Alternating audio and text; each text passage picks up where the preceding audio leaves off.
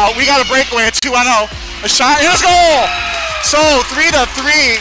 The power play was officially over. Whatever your broadcast needs, check at Sports Broadcast Solution. Check us, become part of the digital. Sports Broadcations is a broadcasting network for everyone. For those who like to test or live stream or maybe make a highlight but would like a sponsor to fund the event, SBS has a myriad of ways to advertise your sponsor during our broadcasts. We have commercials. We have on-air reads by the announcers. Albatross Physical Therapy Wellness specializes in pain-free. We have graphics, and we have watermarks. Finally, Broadcast Solutions can create a commercial for you, sponsor. Whatever your sports broadcast needs, we are at sportsbroadcastings.com. Check us out and become part of the digital sporting world. Sports Solutions is a testing network for everyone. For those of you that just want raw.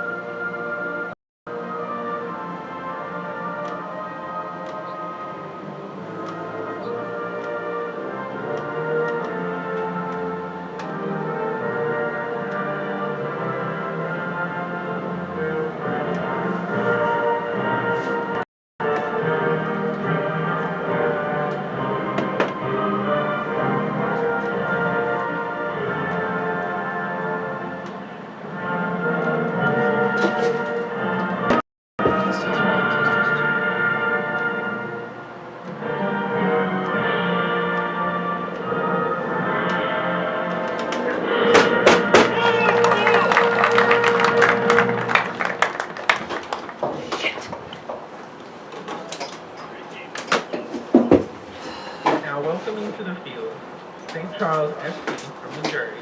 The lineup. That will be in the field. Miles Barrington, Chad Hamler, George Francis. Oh, wait, no, it's plugged in. Michael Bella, Winston Blair, Jacob Billiou, Hubert Cope, Lucas Burt, Luca Bartini, and Bryce Gleason.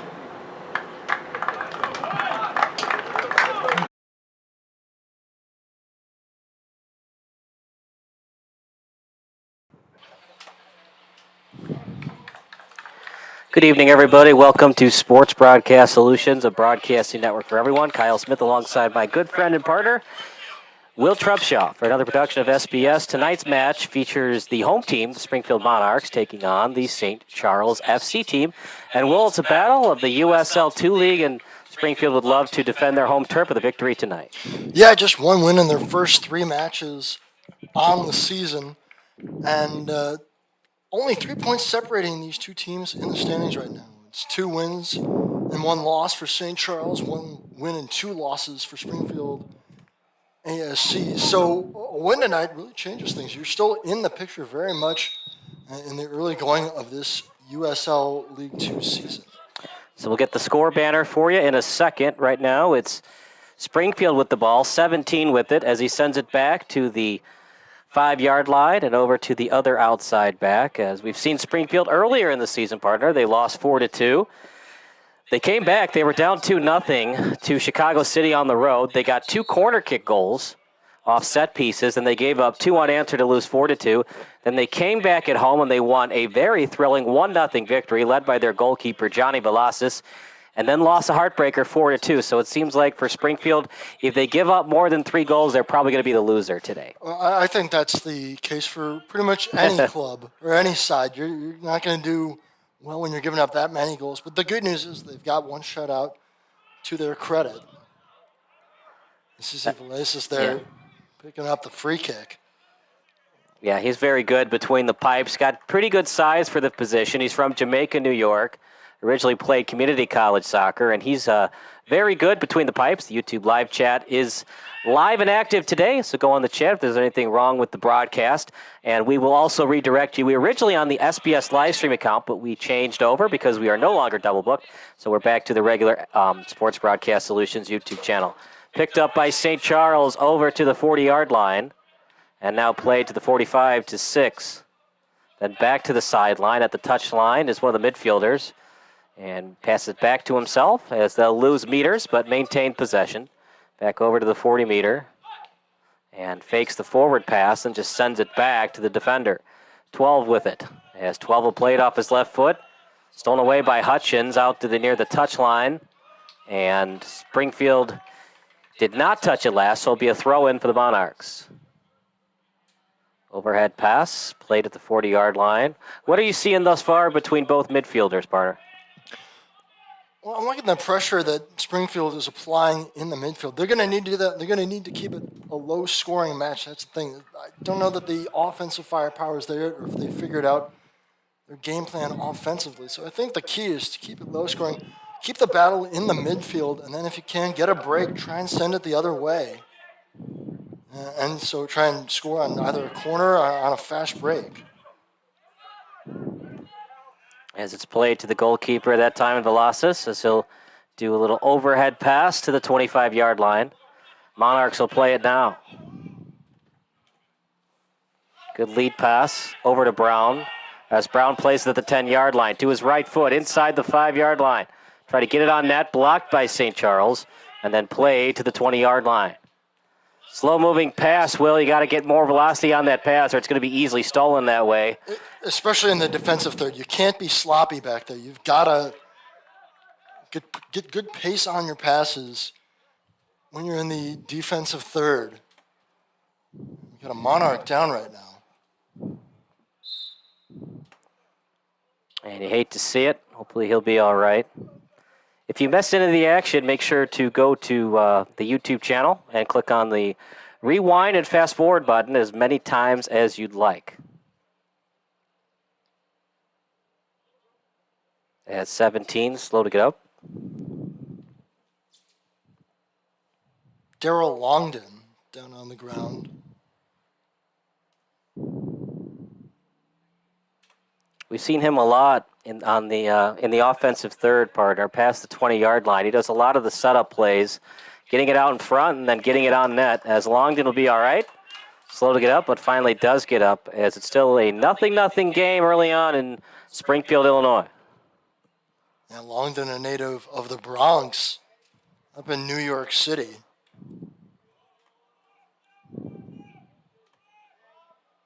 Yeah, a big part of that attack. And again, like I said, he'll be key tonight for Springfield. If they can mount some rushes there, put pressure on that back third for St. Charles, that will bode well. St. Charles has played in a few high-scoring matches themselves. Now back to the 38-yard line, then sent back to the 20. And now all the way back to Valasis. On his right foot, slow-moving ball, but the midfielders were closer to midfield than they were to the attacking third. Slow-moving ball, but enough on it to get it back to Valasis. And they move forward with it. They briefly lost possession, then got it back. Steal by St. Charles, and then back again to Springfield Monarchs.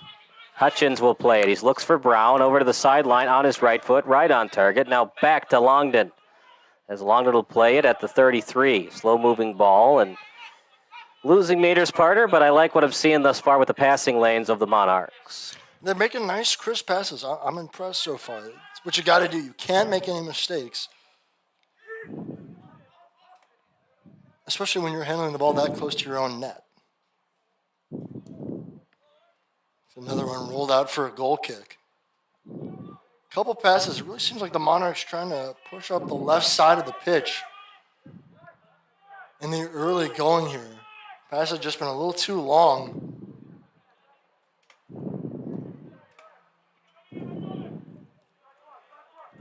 Yeah, for St. Charles, you'd like to shorten those passes, get it on target, and try to move the ball up as quick as you can. Out to 16. Stolen away by the Monarchs. Longden will play it. Left-footed pass as he sends it over to 6. Stolen away by St. Charles. Looking to send it up, and kind of a lack of communication between the midfielder and the striker, and it'll be back to the Monarchs.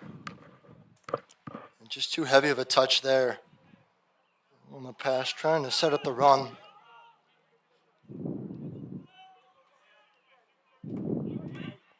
Early on, like I said, we will get the score banner for you in a second here, but for now, it's still a 0-0 game.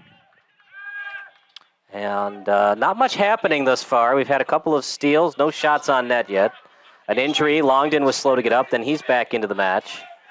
And St. Charles, they haven't had the ball a lot, partner, so right now, time of possession, winning that battle are the Monarchs. Over to the touchline. St. Charles playing it over to midfield. Looking for a call, but both players were going after it. The ref says to play on, and Springfield maintains possession. I'm really liking the pressure from Springfield. They're pressing up the pitch. Now this is the one area where it can cost you. Good recovery. Got to be careful, though. It could have been a free kick, but he did get ball before foot. Attacker went on his own accord down to the turf, so no free kick awarded. And Springfield now in a little bit of dangerous territory, Will, is near the touchline, and they lost possession. It is now with the St. Charles FC team. And just a throw-in along the side. Good opportunity here for St. Charles. Maybe get something started near the box.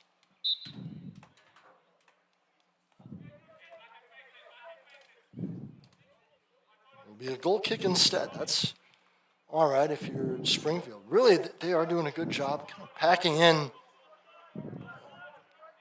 around their net as soon as St. Charles gets close, gets into that attacking third. They're not really giving them a lot of room to breathe. Over to the 7-yard line, then back to Velasquez. Oh, almost lost it. Just got it away just in the nick of time. And now over to the touchline, trying to get it out in stride. Intercepted by St. Charles. STCFC is what they like to be called sometimes. As a lead pass, just a little off target, and Velasquez will play it, smother it up, and then an underhand pass to the 25-yard line. Out to Brown. And the push before Brown got there, I'm surprised there was no call, partner, as he was playing him off the ball. But the ref says to play on, and as long as he's consistent with it, that's all that matters. Wasn't a slide tackle, obviously, but did his push keep Springfield from getting the ball, and was it a legal push or was it a foul? That's what the ref has to decide. And as long as it's consistent, well, you got to be consistent with the call, partner, but as a ref, too, you also have to realize I want to keep it consistent, but if I don't call fouls throughout the match, then we're going to see it get very, very chippy towards the end of the match. Absolutely. You have to strike a balance early on, not to be too heavy-handed with your calls, but making the right calls, getting as close to the rule book as possible. Now, it can be a judgment call on a play like that. Right. But I tend to think the right call was made by the official in that spot. And the thing is, too, as a ref, you have to acknowledge when you've missed a call. And when you realize, look, I didn't call a foul on that play, and a similar play happens later on in the match, and I call a foul, and the players are like, well, we want it to be consistent. Right. And the ref and the players are like, yes. And the ref is like, sure. But at the same time, if I don't call it now, I'm going to have to issue yellow and red cards because it's going to get worse and worse and worse. So as a ref, you have to acknowledge when you miss calls, and you have to make up for those if a foul happens and call the foul. I believe the expression is nip it in the bud, right? Right. Just take care of the issues should they arise early in the game, and set the standard for later in the game. Because you're right, especially if it's close. If things continue to track as they are right now, you might have to change how you ref, right. But at the same time, you want to be consistent, and you also have to acknowledge when you missed a call. The players don't like it because you didn't call a foul in the first half, but you called it in the second half. But they also acknowledge that you're trying to avoid injuries, and you missed a call in the first half, but you called in the second half to avoid those injuries. Over to the 20-yard line, played by 3. Trying to get it over to his right. He's great defense there by the Monarchs. Stolen away, now past the 25-yard line, falling to the turf. That was so blatant, partner. St. Charles didn't even argue it. Yeah, that time, cleared foul on the tackle. He got all feet, no ball. Yeah, that no question about it. Not an act there. Not even worth an Springfield. argument No. from St. Charles. No. Not a good decision, though, by Springfield. It forces Velasquez up, and he is a heads-up goalkeeper, partner. Not only does he get out of the net to kick it away, but they gain a good 30 yards on the kick from Velasquez. And it sets up the long play in the corner for Springfield as well.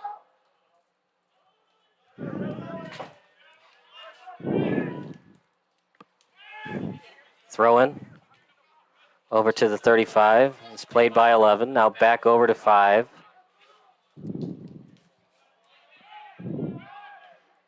And kicked away by 3.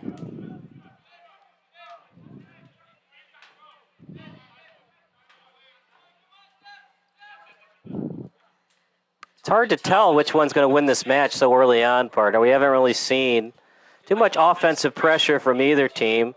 Springfield, more time of possession, but St. Charles has made the necessary adjustments on defense to get the ball out quick and clean. No, well, we're not even the full 15 minutes into this first half, so still a ways to go to determine this, but it certainly feels evenly matched. And again, the standings would tell you that. Sure, that for the Monarchs, it's been 2 losses, giving up a combined 8 goals. Right, but their one win, an impressive 1-0 victory at that. So I think this is a team that is still kind of finding their level, and nothing to suggest yet that they can't compete, keep it close, and stay near the top of the standings in the Heartland division here of USL League 2.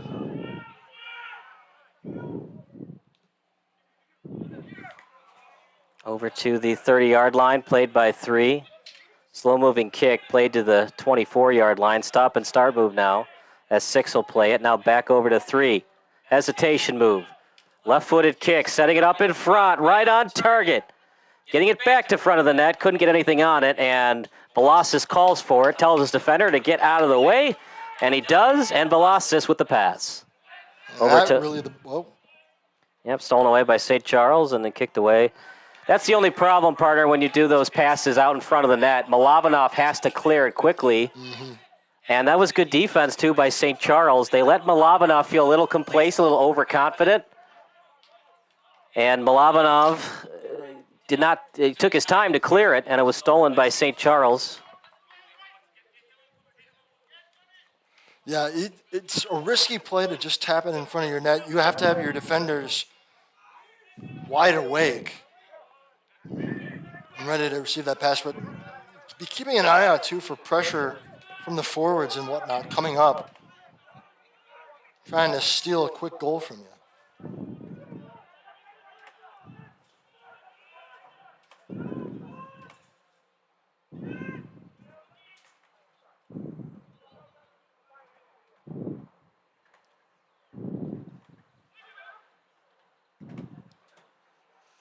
It'll be a throw-in for St. Charles off the head. Right on target, partner. They've definitely been practicing that play.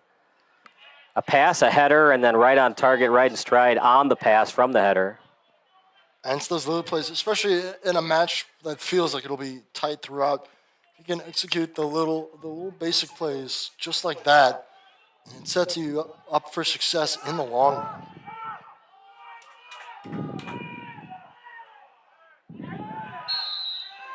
And looking for the foul call, and indeed is a foul against St. Charles.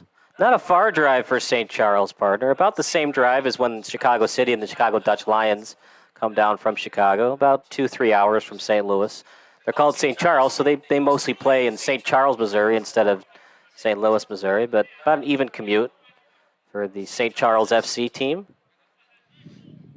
Just coming west to east as opposed to north to south. North to south, yeah.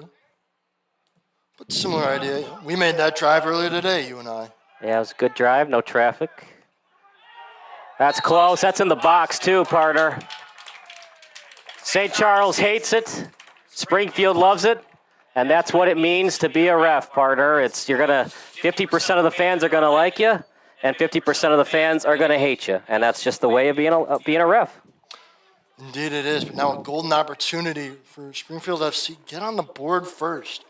And that's one thing they really haven't been able to do this season. Obviously, counting their 1-0 victory, it's been a struggle to get on the board first. If you can take advantage of what will be a free kick here, Penalty kick. excuse me, a penalty kick, that bodes well. That bodes really well for Springfield.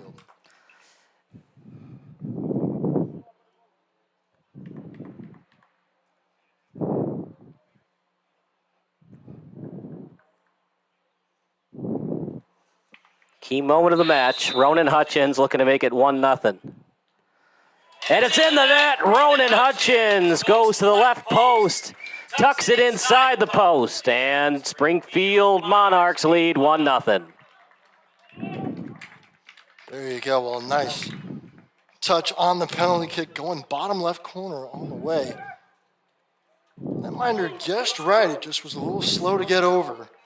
And there it is. Goal number 1 on the evening belongs to the Monarchs.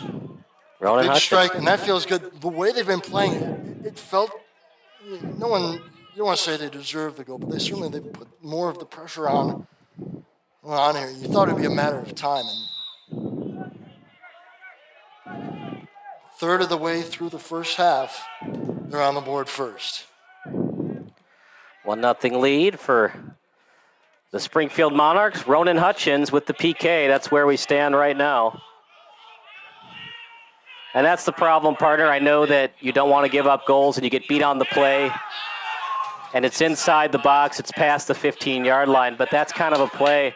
You got to trust in your defense to give you help over the top. Mm-hmm.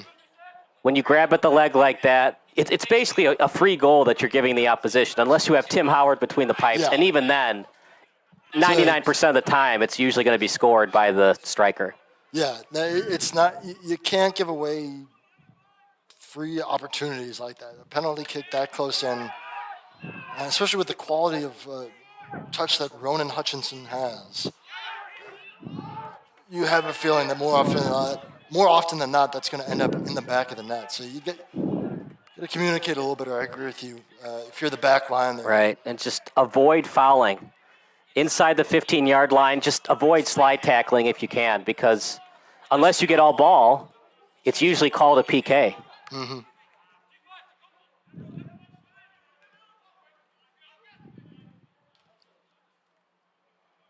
Early on in the first half, we appreciate you watching. Text line's open. Your favorite MLS memory, text 330-957-7653. Cleared by the Monarchs. 1-0, a PK awarded to the Monarchs. Hutchins took it, and that's where we stand right now. Over to the boundary. Still early on for St. Charles, partner, but you almost feel like you give them another goal. You hate to say it's over, but it kind of feels like it, doesn't it? Well, absolutely. A 2-0 deficit is hard to claw out of. Now, we've seen teams do it. It's certainly not out of the realm of possibility, especially at this level. However, you don't want to do it. You never want to be in a position where you're down 2-0 in the first half. I mean, it's demoralizing. Sure is, partner. And no other way to put it. We saw Springfield, they came back from that 2-0 deficit, and that's the other issue, too, is try to avoid giving up corner kicks. Chicago City outplayed Springfield for most of the match, gave up a lot of corners, and some teams like Springfield, for example, they feel more comfortable in their special teams, so to speak, the corner kicks, the set pieces, and they got it done. And so for St. Charles, you want to win the match, avoid corner kicks, and at all times, inside the 15, inside the 10-yard line, just avoid slide tackling if you can. And those are 100% the mistakes that'll come back to bite you. And then keep it clean in the penalty areas, and your chances of winning go up exponentially.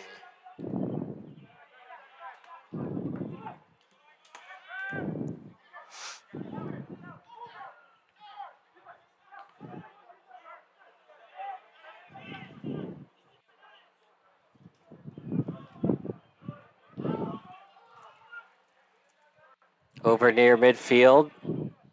Monarchs play it. Good send pass. Hutchins breaks through. Stolen away by St. Charles. Good header by the Monarchs. High arching kick. It's from his teammate, so he cannot grab it. You can see how he, just let it fall to the ground and then played it off the foot. Good play by 6. Tap and go move. And played back out to the boundary from 23. Still at the sideline. And it goes past the touchline. Last touch by St. Charles. Throw in awarded to Springfield. Now, if you're Springfield, you know that St. Charles is going to ratchet up the pressure, try and net the equalizer. You got to stick with what was working the first 10, 15 minutes of the half, which is that. Just good pressure, closing off passing lanes in the attacking third, and getting out quickly in transition the other way. Inside the 30-yard line, now played to the 35. Sent over inside the 40 by 12. Lead pass as he finds 18. Now over to the 34-yard line. Over to 3, inside the 10. Great hesitation move. Left-footed kick. Good idea, partner, but you got to be on target with that shot, and you got to be in rhythm. It looked like he wasn't in rhythm when he shot that. It went way to the right of the right post. It really looked like he sliced it, much like my golf game. The Charles Barkley golf swing. Yes, yeah, it just kind of took off that left foot. Really, that's coming from that angle. That's the right angle you want to be shooting the goal, left-footed, aiming for that top left corner. Just a miss. It's now to a stoppage in play with 21:40 to go.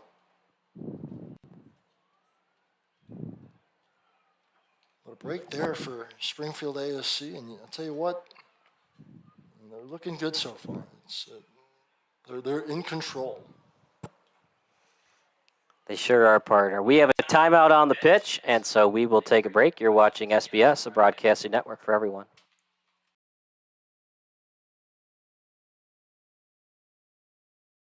Broadcasting network for everyone.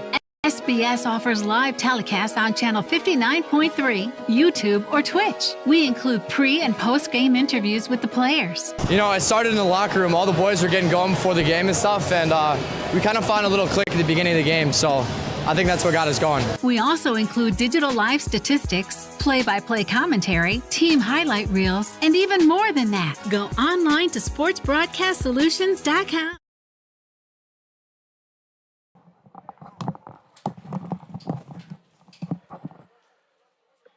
Early on at Sacred Heart Griffin High School, Kyle Smith alongside Will Trubshaw.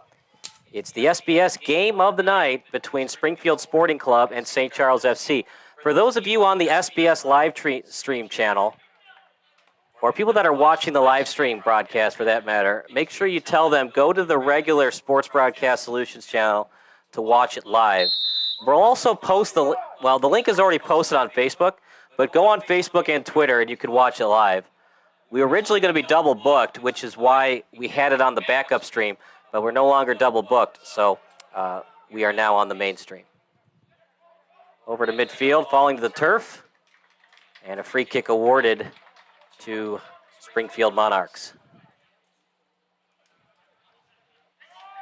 Got to avoid those, partner, if you're St. Charles. Not going to win many matches when you keep tugging at the ball, tugging at the legs, and free kicks being awarded. And that did feel a little bit like a generous free kick. I didn't think the contact was that blatant there, but nonetheless, it's certainly been St. Charles more of the physical aggressor here, and it's been to their detriment. I mean, that's how the goal was scored, thanks to a penalty kick. Right. You haven't seen a lot in terms of regulation, 11 on 11 if we count the goalie soccer, but when you're giving Springfield free kicks, and of course the PK, it's allowing Springfield to set up their offense easier. Make them work. Slide tackle when you need to. But just like that, clean play, You lost possession, but they lost yards because of the throw-in. Yeah, and again, this is a Springfield team that at times has struggled getting the offense going. Outscored on the year 8-5 in 3 matches so far. So it's a team that the offense, it takes a while for the gears to get going. So you don't want to give them that opportunity to get things in motion right away.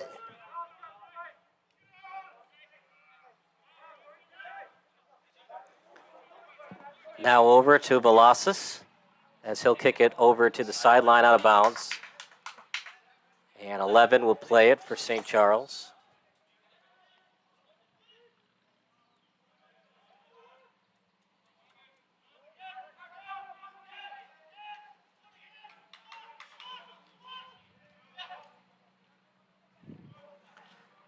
Kicked out by St. Charles. Throw-in awarded again to the Springfield Monarchs. Nope, they're going to say it was touched last by Springfield. 11 will take it on the throw-in. Off the body, kicked out in front. Loose ball, chance for St. Charles. Little bit high and out of bounds. Great setup, though, by St. Charles, and it was touched last by Springfield, so corner kick coming up for the St. Charles FC team. And it was a great touch. Only thing, the ball was played a little high. It was up in the air. And as such, not much of an opportunity at all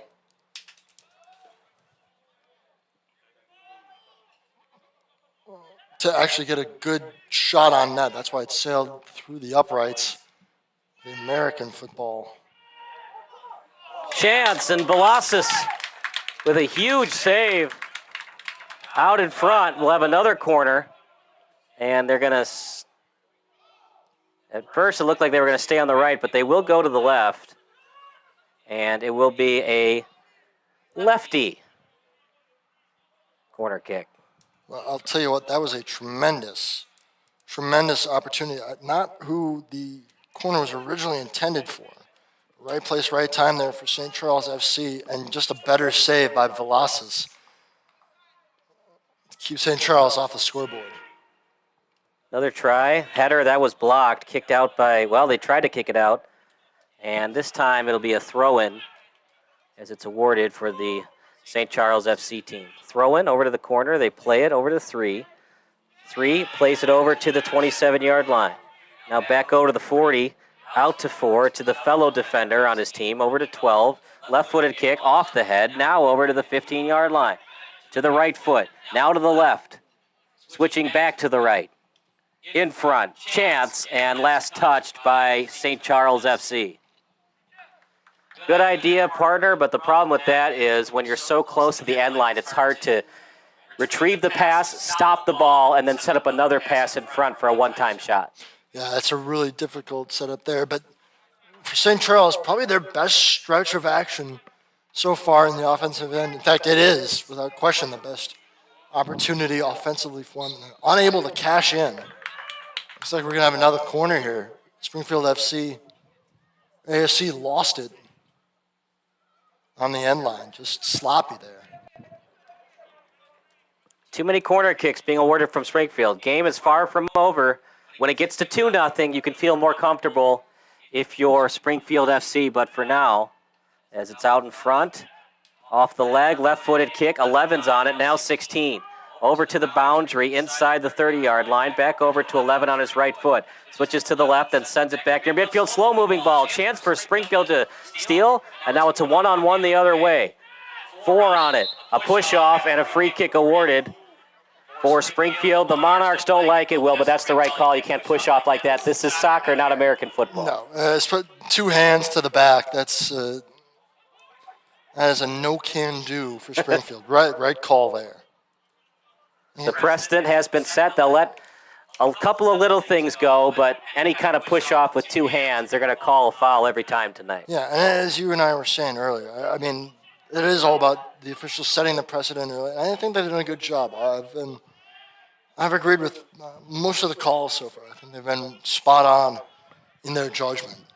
Right. As the level of soccer goes up, the level of refereeing goes up. Some of those calls that the players can get away with at the Midwest Premier League level, and there's good refs at the Midwest Premier League level, by the way. It's just better refs, right? Like Division I refs are good. NFL refs are even better. Exactly.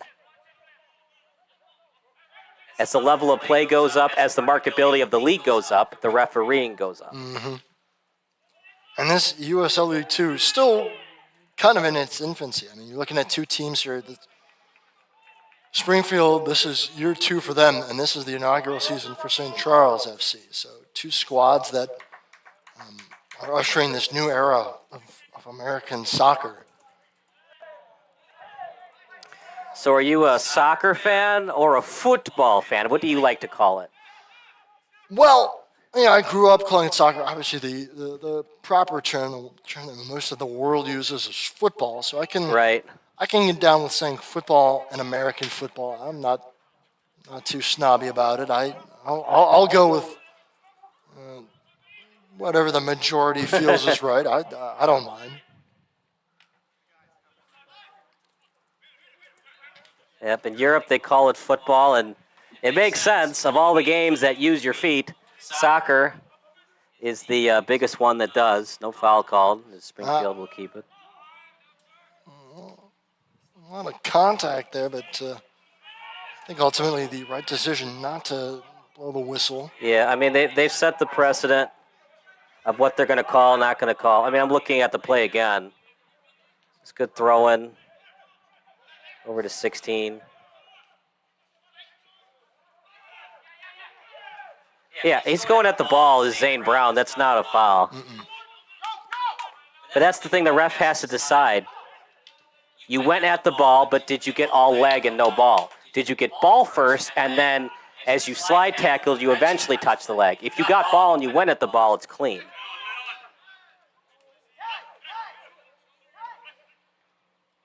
But it also depends where you are on the pitch. If you're coming from behind and you're slide tackling from behind, the chances of you hitting the ball before the legs are slim to none. So they're going to call foul every time. When you're in front of the player, chances are it's more of a legal slide tackle. And then coming from the side, it's, I'd say a 70% chance they're going to call a free kick. 30% chance it could be a clean slide tackle.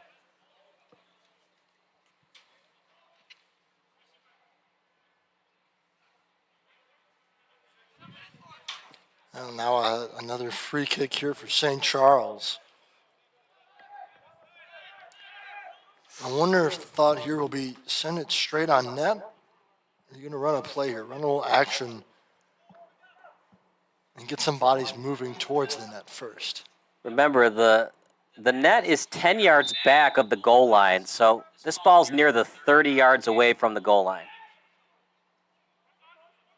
Touched it last. I thought I saw Springfield. I think that's what the officials say. They're awarding the corner now. Yep.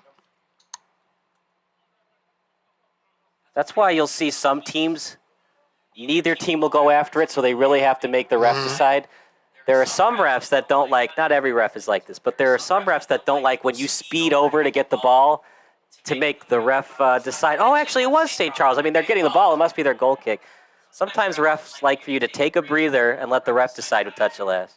Out in front, header try up in the air. Volley attempt. Man, that's going to hurt in the morning, partner, but that's why they wear shin guards. Indeed, a good block.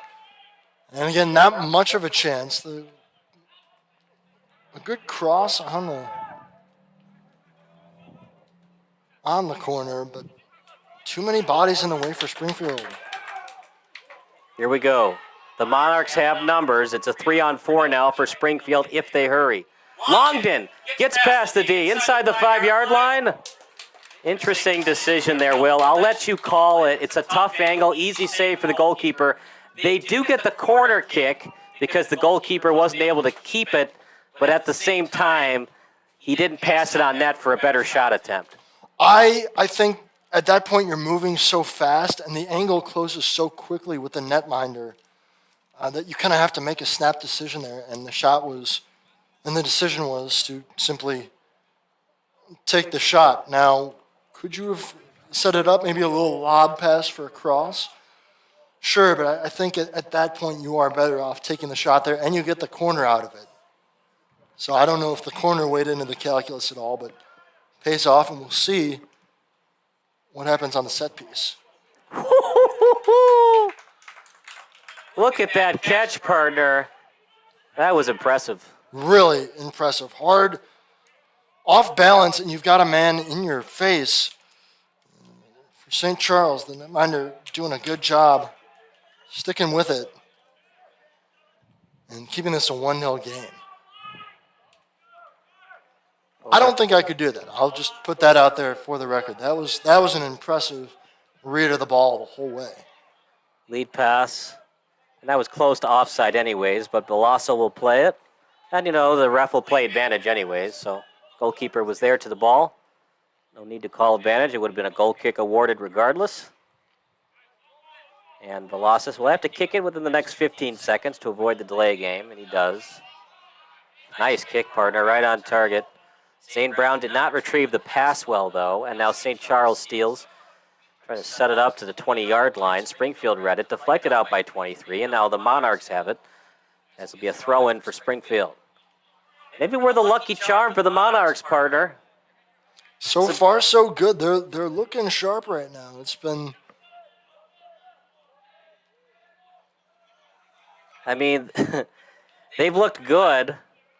Whenever I've been at the games, the Chicago City game, I was doing the broadcast for Chicago City SC. And Springfield looked impressive on those corner kicks, tied it up at 2-2.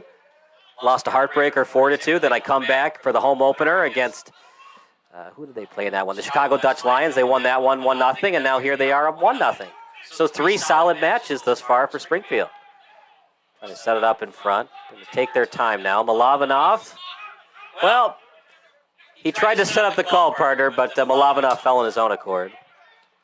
Over to the 10-yard line. That one a pretty easy call for the official to just let it go. Yeah. That's what you'll often talk about, the calls that are easy for the officials to make, but there are plenty of calls too where they're easy not to make as well. Right. I don't know. Should we issue technical fouls and yellow cards depending on the sport for flops? I don't know. It's part of the game. And there's rules in the game that we don't always love. I'm sure there's baseball fans that don't love the drop third strike rule, but we have it. And it's been so institutionalized that we keep it. Flopping is part of the game. Could we issue a yellow card in soccer? Could we issue a technical foul in basketball? I guess. I don't know. I kind of like it. And the refs are so good at the professional level and even at the USL 2 level. They're not going to fall for it 99% of the time. No, I think if it gets to a point where it's egregious and almost a delay to the game, a detriment to the match being played, maybe then you have to take matters into your own hands and right. But you keep card. But for the most part, I think, like you said, it's really not as much of an issue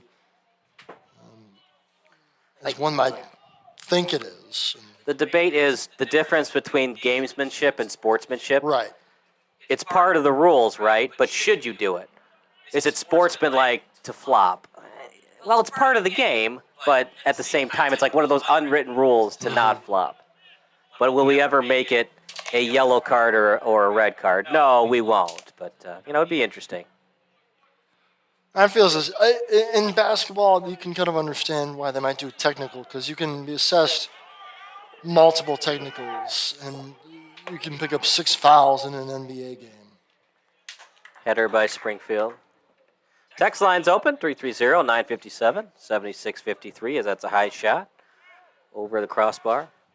Your favorite FIFA World Cup, MLS, and college soccer memory. All FCC regulations do apply. You can also text. Well, go on the YouTube live chat and chat away your favorite soccer memory.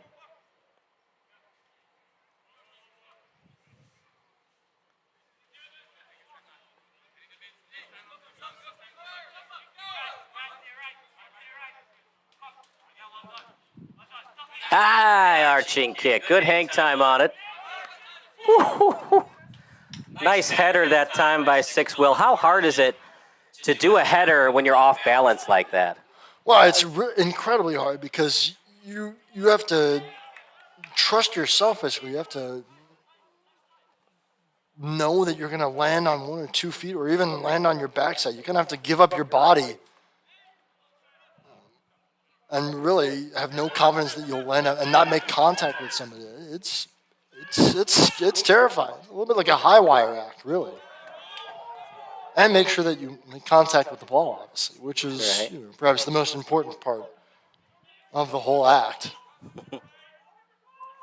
In the corner, out in front, and he fell down. Chance for St. Charles out in front. The nearest striker was double teamed, now out to 12 on his foot. And Springfield almost stole it, partner. Aggressive play by St. Charles. It almost led to a 2-on-1 for the Monarchs. It was a bad pass that set up that chance for St. Charles in the box, but then a whiff.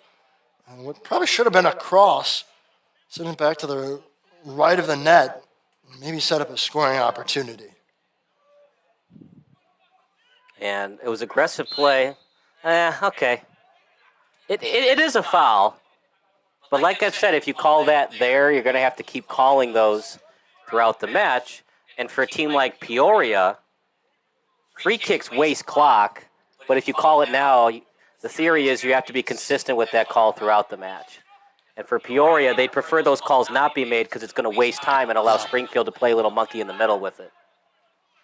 Yeah, and that's the thing that as we come in on the final 2.5 minutes of this first half, I mean, if you're Springfield, you want to kill clock until halftime. And even once you get in the second half, you can kind of nurture the 1-0 lead. Yep, that's a foul. That was so blatant that that time Springfield didn't even argue it. That was a pretty aggressive foul. You could hear the yell from St. Charles, man. Good sportsmanship, though, was the two. Yeah, it's not a yellow card. He's going for the ball. No, a hard foul, but yeah, no yellow there. I don't think we've seen anything yet that really warrants a card. No. We might see it later in the match as St. Charles gets more frustrated. But for now, I haven't seen anything that would be warranting of a card. See what St. Charles FC can do on this free kick. Out in front, one hopping kick, up in the air, header towards the net. Another header by Springfield. Volley kick wide.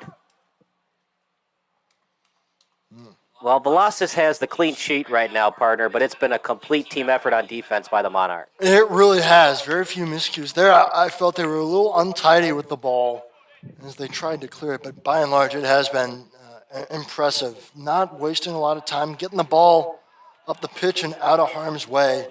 And Velasquez has had a couple top-tier saves as well. But really, good, strong defensive effort so far from Springfield. 1-0 game. Hope you're enjoying the broadcast as much as we are. If you missed any of it, just hit that rewind button. We're also pre-recording in both 720 and 1080p HD. Past the foot. Here comes St. Charles FC with a full head of steam. Out to the right to 3. Inside the 5-yard line. Set up in front. Past the foot. Chance for St. Charles. Can't get it on net. Blocked. Another try.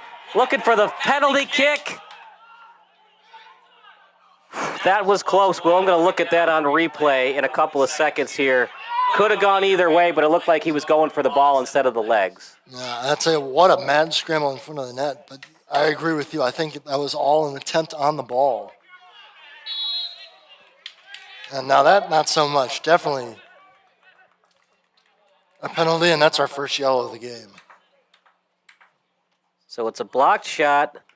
So when you look at it on replay, the ball was there, and actually Springfield, 17's Longden, got to the ball and kicked it away. And as he kicked it away, the striker for St. Charles fell down. But Longden kicked it away with the ball. So he's going at the ball. He kicks it with the ball. The St. Charles player clearly fell, but it's not a penalty kick because Longden got to the ball first and kicked it away. Definitely. Now it's Longden in some distress. Yeah, it's a hotter day, cramping, more susceptible to happening. Some hamstring problems can happen on a night like this, especially if you don't hydrate well. But just stretching it out, looks like a little cramp, and see if he can finish off this half. At SBS, we do the 3 stars of the match. So if we had to do the 3 stars for the half, I'll let you do your picks in a minute, Will. But my picks would be Number one, you got to give it to Velasquez. He's got the clean sheet. Number two, obviously Hutchins with the goal. And then Longden, he's not at 100% right now, but he's giving them A-plus effort. Yeah, I think I would. I tend to agree with you on that. Those have been the 3 stars. And again, first star, without question, Velasquez has been sublime in net so far. And obviously, you got to give it to the goal scorer as well. And Ronan Hutchins, kind of expected to be the centerpiece for this team, and doing it with the big go-ahead goal so far.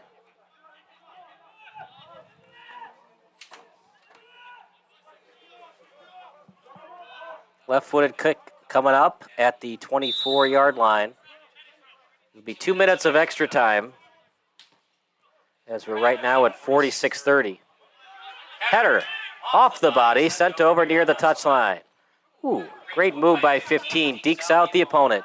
Trying to set it up to 3, and then kick back over to Velasquez. And then goes out of bounds. We haven't said his name a lot tonight, Will, but Yusuf Al-Shabasi has been very good for Springfield as well. That's just a swing and a miss on the pass. And a 1-on-2 the other way. And kind of a no man's land was the goalkeeper partner. He could have picked that ball up, but he kind of panicked and just kicked it out of bounds just to be safe. Yeah, a little surprised there. Yeah, he was so deep out of his own territory. Yeah. You're already that far up, might as well just take the ball and catch it, but It's almost kind of unfamiliar territory for a netminder at that point. Like when you're so far away from the net, you kind of have a temporary moment of like, what am I doing out here? Have I made a mistake? Yeah, and I think it can lead to panic from time to time. Right, yeah. But for St. Charles FC, trailing 1-0. And that will do it for Longden, as he's frustrated, but better be safe than sorry, Will, as they still got a lot more soccer left out in the season. They need him if they're going to make a run towards the postseason. Absolutely. You don't want to push it right now. Better get treated going into the half here or into halftime, I should say, and take it easy. Like you said, it's really a humid night down here in Springfield.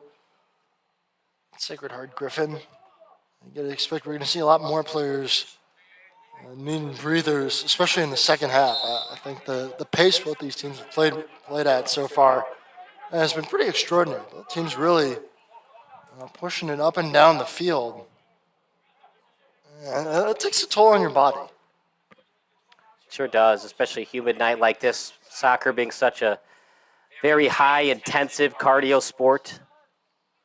As it's a throw-in, kicked away. Brown was on it. El Shabasi will steal. Now over to the 30, 18 plays it. As you can hear the bench players from St. Charles say, we got to speed it up. Speed up the tempo. 18 was near it. Stolen away by St. Charles. Looking to get it on net. Interesting decision there, Will, from Velasquez. The ball was clearly going out, and Velasquez decided to play it. If that somehow goes past his hands or deflects off his fingertips, that would have been a corner kick awarded for St. Charles. Yeah, a risky play, but I think it was wise. Just pick it up. And probably because he knew time was expiring here in the first half, just let it go. Don't even give him the opportunity to score. Pick it up, clear it, and get to the locker room with the lead. It was surprising because it was clear it was going to go right to the net. You could have just let it go for the goal kick, but it's always easier to play armchair soccer than actual soccer. Isn't that the truth? There's a lot of great armchair soccer players, but not a lot of great regular soccer players. We're going to take a break. Second half coming up next. It's 1-0 Monarchs here on SBS, a broadcasting network for everyone.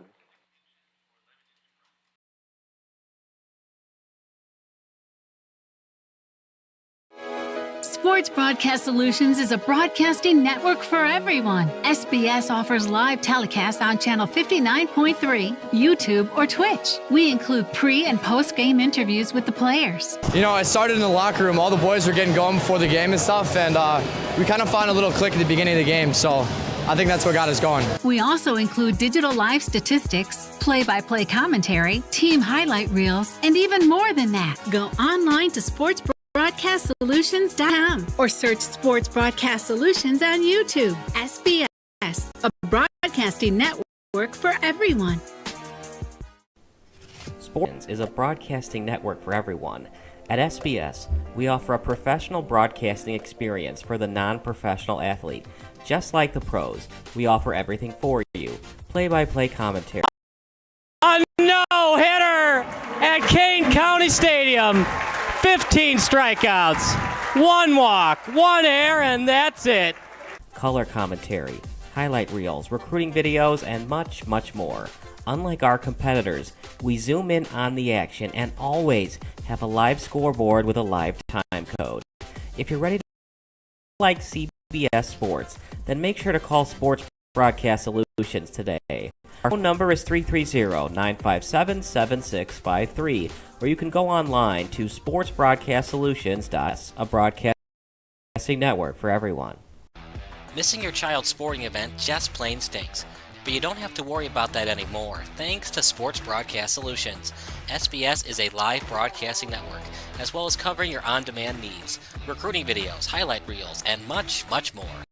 We can broadcast live to any website, and we also post as much on-demand content as you need. For about SBS, check out our website at sportsbroadcastsolutions.com. Sports Broadcast Solutions, a broadcasting network for everyone. Sports Broadcast Solutions is a broadcasting network for everyone. Let SBS broadcast your sporting event. We have experience and can generate excitement and permanent digital memories for your team. Tonight. That time, finally a goal for the Stampede! We have professional videographers using high-definition modern-day cameras, color analysts, and play-by-play announcers with state-of-the-art, classy graphical scoreboards to keep you updated. Plus, we have commercials to advertise your team, club, or sponsor, and us. Plus, we do pregame and postgame interviews. Hi, everybody. Game show brought to you by Marion Central Catholic. My name's Kyle Smith, but my name doesn't matter. These young ladies matter. It's senior night as the Hurricanes win a battle down the stretch, 48-46. Hi, I'm Carrie Kramer. I swim 50 breast, 50 free, and 100 back. Whatever your sports broadcast needs, we are at sportsbroadcastsolutions.com. Check us out and become part of the digital sporting world. Sports Broadcast Solutions is a broadcasting network for everyone.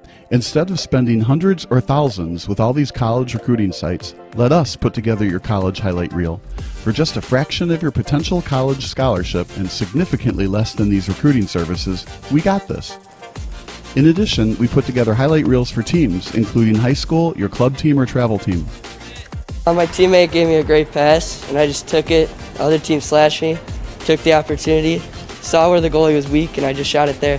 Solon, O'Connor, and Marsh back on defense. And Marsh gets a blowout. We got a breakaway at 2-0. A shot, and a goal! So 3-3. The power play was officially over. Whatever your sports broadcast needs, check us out at sportsbroadcastsolutions.com. Check us out and become part of the digital world. Sports Broadcast Solutions is a broadcasting network for everyone. For those of you who would like to broadcast or live stream your event, or maybe make a highlight tape, but would like a sponsor to fund the event, SBS has a myriad of ways to advertise your sponsor during our broadcasts. We have commercials. We have on-air reads by the announcers. Albatross Physical Therapy and Wellness specializes in pain-free. We have graphics. And we have watermarks. Finally, Sports Broadcast Solutions can create a commercial for you or your sponsor. Whatever your sports broadcast needs, we are at sportsbroadcastsolutions.com. Check us out and become part of the digital sporting world. Sports Broadcast Solutions is a broadcasting network for everyone. For those of you that just want raw footage of your sporting event, but no play or color commentary, you just need us to live stream video from the event over the internet. We will live stream your event on YouTube on our Sports Broadcast Solutions channel. In addition, we also have a dedicated channel on YouTube for live streaming at SBS Livestream. And if you need multiple channels, we can utilize Facebook Livestream and Instagram Live on our channel as well.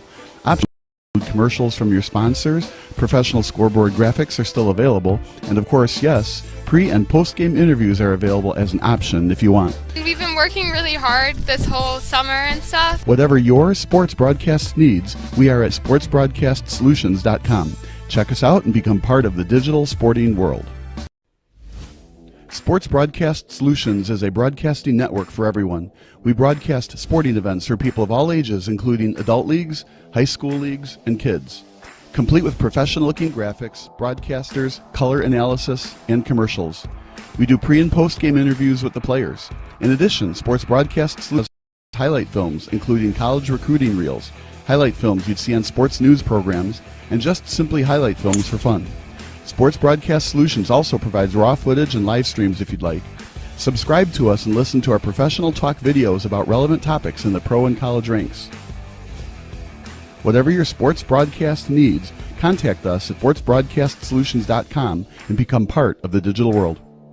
This is Sports Broadcast Solutions, a broadcasting network for everyone. Check us out at sportsbroadcastsolutions.com and become part of the digital sporting world.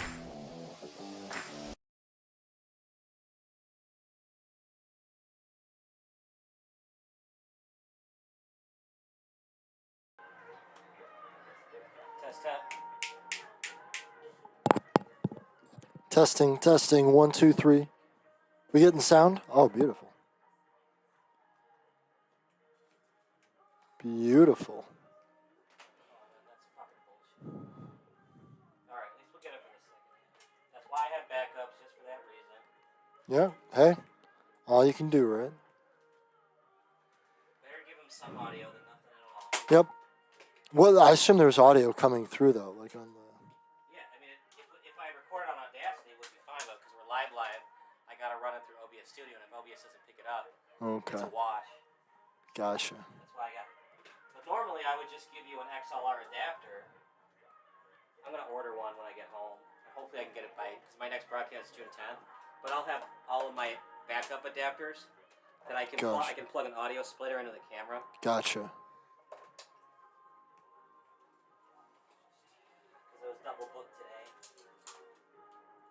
I still think I made the right decision to not cancel that broadcast, but there are repercussions to it because I don't have all my equipment. Right. Test 1, test 2, test. Okay, so I gotta put this in. Can you hear me yet? Not yet, no.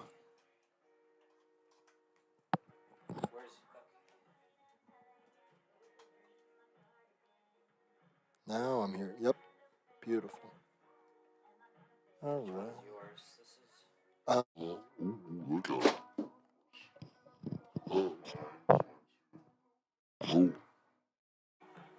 I don't think we want the sound effect on. That was kind of funny.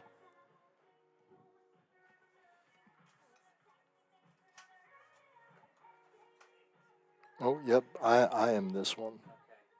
Test 1. Can you hear me? Yep. Okay, cool. Playing my song that lost that away. Okay.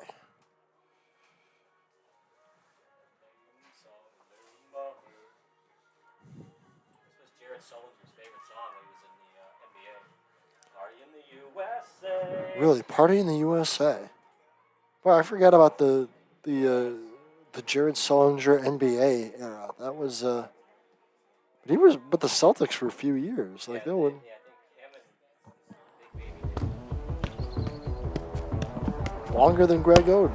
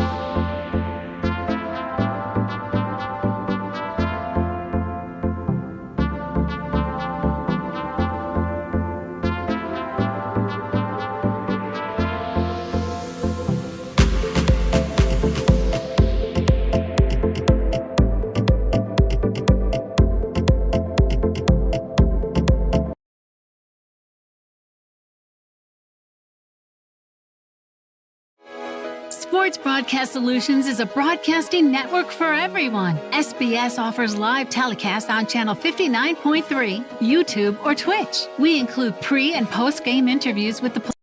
You know, it started in the locker room. All the boys were getting going before the game and stuff, and we kind of found a little click at the beginning of the game, so I think that's what got us going. We also include digital live statistics, play-by commentary, team highlight reels, and even more than that. Go online to sportsbroadcastsolutions.com or search Sports Broadcast Solutions on YouTube. SBS, a broadcasting network for everyone. Sports Broadcast Solutions is a broadcasting network for everyone. At SBS, we offer a professional broadcasting experience for the non-professional athlete. Just like the pros, we offer everything for you. Play-by-play commentary. A no-hitter at Kane County Stadium. 15 strikeouts, 1 walk, 1 error, and that's it. Color commentary, highlight reels, recruiting videos, and much, much more. Unlike our competitors, we zoom in on the action and always have a live scoreboard with a live time code. If you're ready to have your next sporting event feel like CBS Sports, then make sure to call Sports Broadcast Solutions today. Our phone number is 330-957-7653, or you can go online to sportsbroadcastsolutions.com. SBS, a broadcasting network for everyone. Missing your child's sporting event just plain stinks, but you don't have to worry about that anymore thanks to Broadcast Solutions. SBS is a live broadcasting network, as well as covering your on-demand needs, recruiting videos, highlight reels, and much, much more. We can broadcast live to any website, and we also post as much on-demand content as you need. For more information about SBS, check out our website, Sports Broadcast Solutions. Sports Broadcast Solutions, a broadcasting network for everyone. Sports Broad Solutions is a broadcasting network for everyone. Let SBS broadcast your sporting event. We have experience and can generate excitement and permanent digital memories for your team. That time, finally a goal for the Stampede! We have professional videographers using high-definition modern-day cameras, color analysts, and play-by-play announcers with state-of-the-art, classy graphical scoreboards to keep you updated. Plus, we have to add your team, sponsor, and us game and interview. Hi, everybody, and welcome to the post-game show brought to you by Marion Central Catholic. My name's Kyle Smith. Well, my name doesn't matter. These young ladies matter. It's senior night as the Hurricanes win a battle down the stretch, 48-46. Hi, I'm Carrie Kramer. I swim 50 breast, 50 free, and 100 back. Whatever your sports broad needs, we are at sportscast.com. Check us and become digital sporting world. Sports Broadcations is a broadcasting network for everyone. Instead of spending hundreds or thousands with all these college recruiting sites, let us put together your college highlight reel. For just a fraction of your potential scholarship and significantly less than these services, we got this. In addition, we provide highlight reels for teams, including high school, your club team, or travel team. My teammate gave me a great pass, and I just took it. The other team slashed me, took the opportunity, saw where the goalie was weak, and I just shot it there. Solon, O'Connor, and Marsh back on defense. And Marsh gets a blowout. We got a breakaway at 2-0. A shot, and a goal! So 3-3. The power play was officially over. Whatever your sports broadcast needs, check us out at sportsbroadcastsolutions.com. Check us out and become part of the digital world. Sports Broadcast Solutions is a broadcasting network for everyone. For those of you who would like to broadcast or live stream your event, or maybe make a highlight tape but would like a sponsor to fund the event, SBS has a myriad of ways to advertise your sponsor during our broadcasts. We have commercials. We have on-air reads by the announcers. Albatross Physical Therapy and Wellness specializes in pain-free. We have graphics, and we have watermarks. Finally, Sports Broadcast Solutions can create a commercial for you or your sponsor. Whatever your sports broadcast needs, we are at sportsbroadcastsolutions.com. Check us out and become part of the digital sporting world. Sports Broadcast Solutions is a broadcasting network for everyone. For those of you that just want raw footage of your sporting event, but no play-by-play or color commentary, you just need us to live stream video from the event over the internet. We will live stream your event on YouTube on our Sports Broadcast Solutions channel. In addition, we also have a dedicated channel on YouTube for live streaming at SBS Livestream. And if you need multiple channels, we can utilize Facebook Livestream and Instagram Live on our channel as well. Options include commercials from your sponsors, professional scoreboard graphics are still available, and of course, yes, pre- and post-game interviews are available as an option if you want. We've been working really hard this whole summer and stuff. Whatever your sports broadcast needs, we are at sportsbroadcastsolutions.com. Check us out and become part of the digital sporting world. Sports Broadcast Solutions is a broadcasting network for everyone. We broadcast sporting events for people of all ages, including adult leagues, high school leagues, and kids. Complete with professional-looking graphics, broadcasters, color analysis, and commercials. We do pre- and post-game interviews with the players. In addition, Sports Broadcast Solutions does highlight films, including college recruiting reels, highlight films you'd see on sports newsrooms, and just simply highlight films for fun. Sports Broadcast Solutions also provides raw footage and live streams if you'd like. Subscribe to and listen to our professional talk videos about relevant topics in the pro and college ranks. Whatever your sports broadcast needs, contact us at sportsbroadcastsolutions.com and become part of the Sports Solutions, a broadcasting network for everyone. Check us out at sportsbroadcastsolutions.com and be part of the digital world.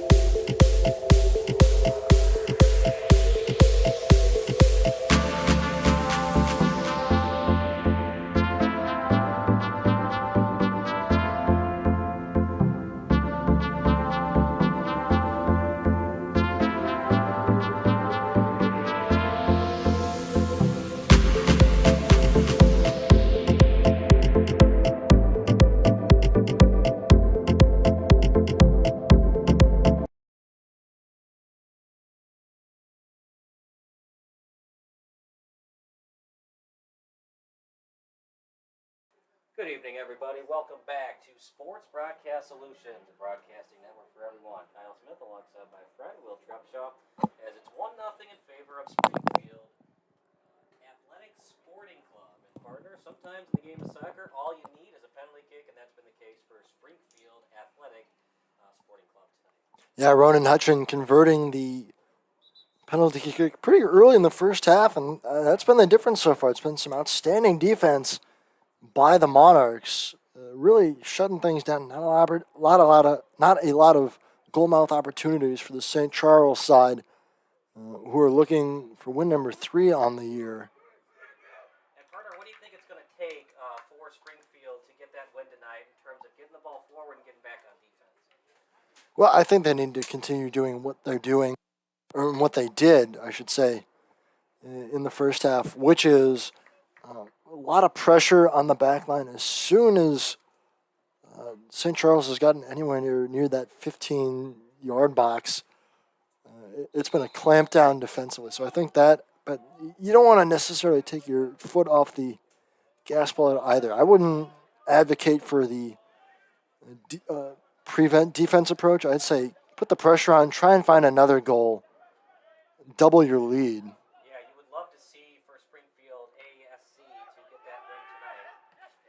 But we'll see how it works for Springfield down the stretch. Only up by a goal tonight thus far.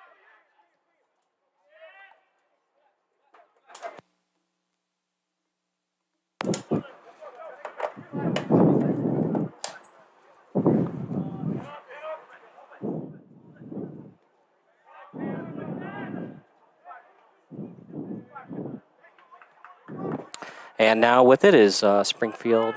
It's St. Charles, as St. Charles will play it to the 35-yard line. Now by St. Charles, left-footed kick over to the touchline.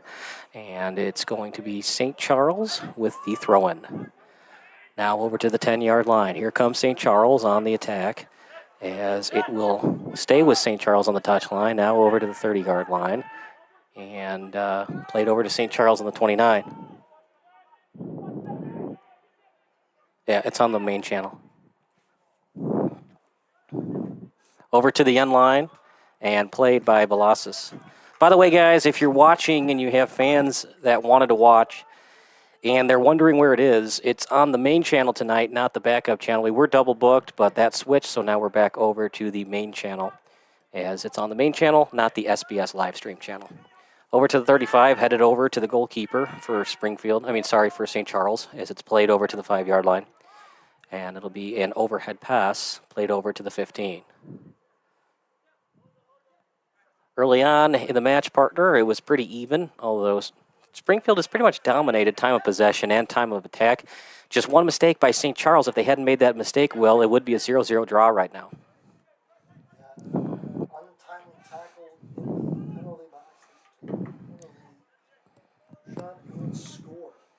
That really has been the difference.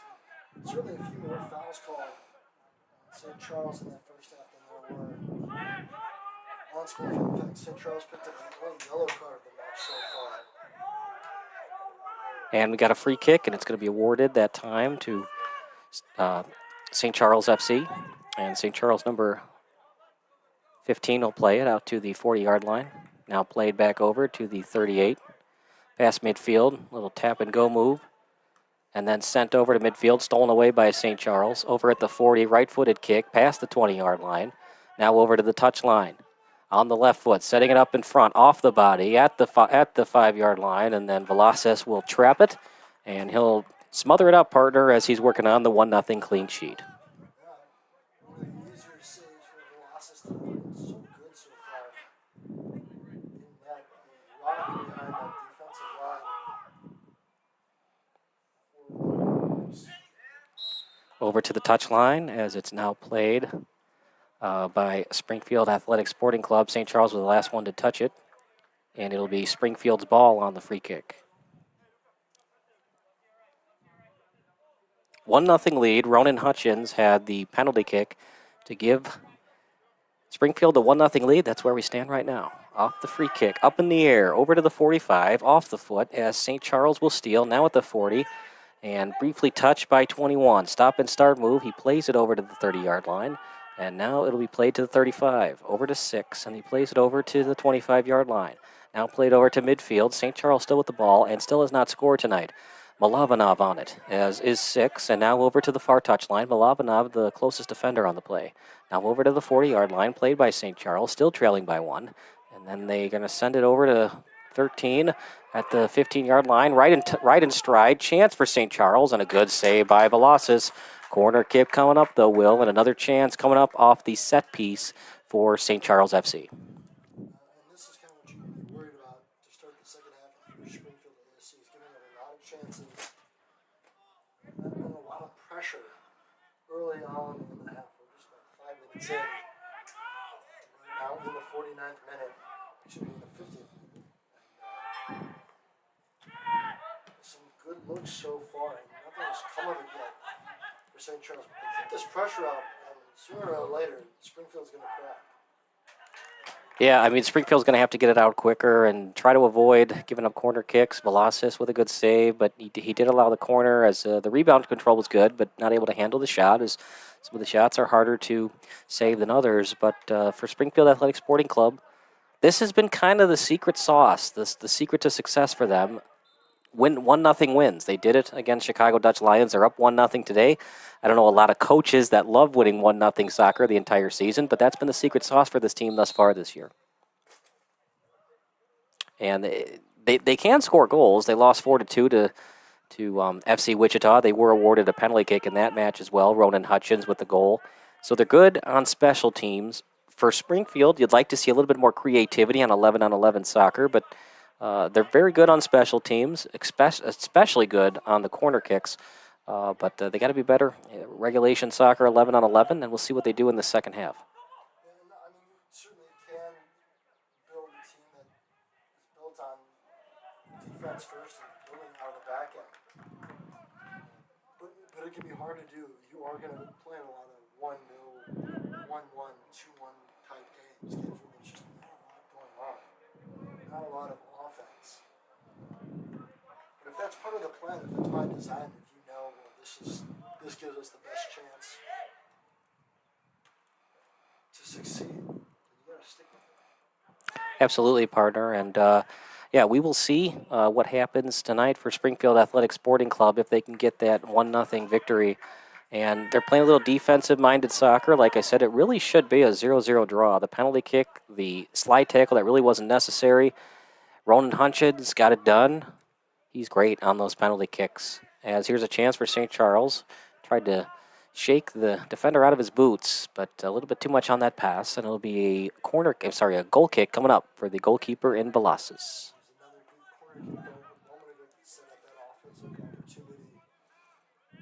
For St. Charles, they've had a couple corners now this half. Again, they're really turning up the pressure. You see, they got 2 men forward, 3 men forward.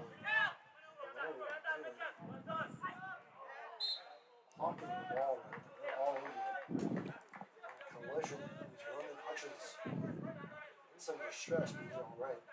Walks it off. But again, you're starting to see St. Charles press up the field a little bit, not just their attacking runs, the midfielders too, adding in that pressure. And that's going to be what they need to do if they want to draw even in this one and even take the lead.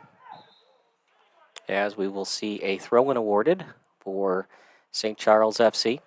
As we look at the standings, those are brought to you by Sports Broadcast Solutions, a sports broadcasting network for everyone. Check us out at sportsbroadcastsolutions.com. USL 2, partner, it was a tough loss to Chicago City. If they had maintained that 2-2 draw or even won 3-2, that's a huge 3-point difference. You could almost call it a 6-point difference. You almost had the 3. Then it goes to a tie, then it goes to 0. I mean, it's crushing, right? You were down 2-0, you tied it up at 2, then you gave up 2 late goals on the road to your rival in the Chicago City team. Yeah, it is such a big swing because you can look at the standings right now. The St. Charles team, they're 6 points. So if you even draw last game at Chicago City FC, a win tonight catapults you in front of St. Charles. Instead, all you can do with the win best is tie them for 3rd in the division. So it's not horrible, not a bad place to be. Just right, it could have been better. Right. Yeah.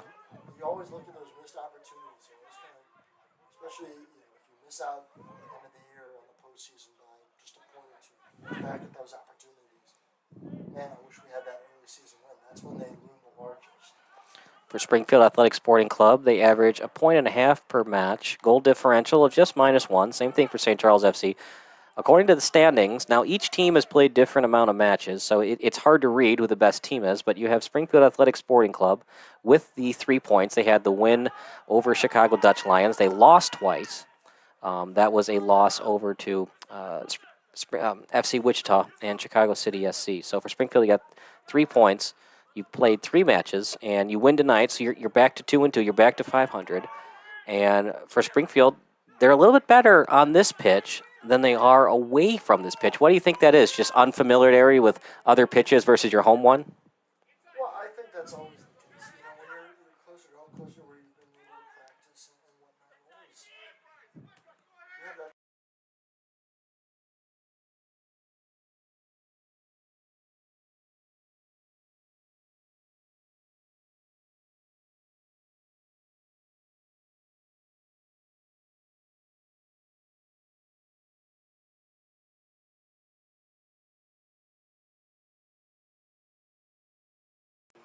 Penalty kick. I saw card awarded as well. Yeah, I mean, I'm watching it on replay. I mean, it's a key call as you look at it. So the ball went over to the 10-yard line inside the 5, saved by Velasquez.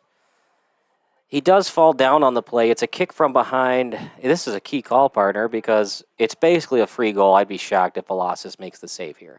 So for St. Charles FC, you can squeeze by with the tie if you score on this penalty kick. And for Velocis, you try your best to make the save. If you can't make the save, then it's a 1-1 draw. And for Springfield, you looked like you had a chance for 3 points, and now you're going to be trying to hang on for the 1 point.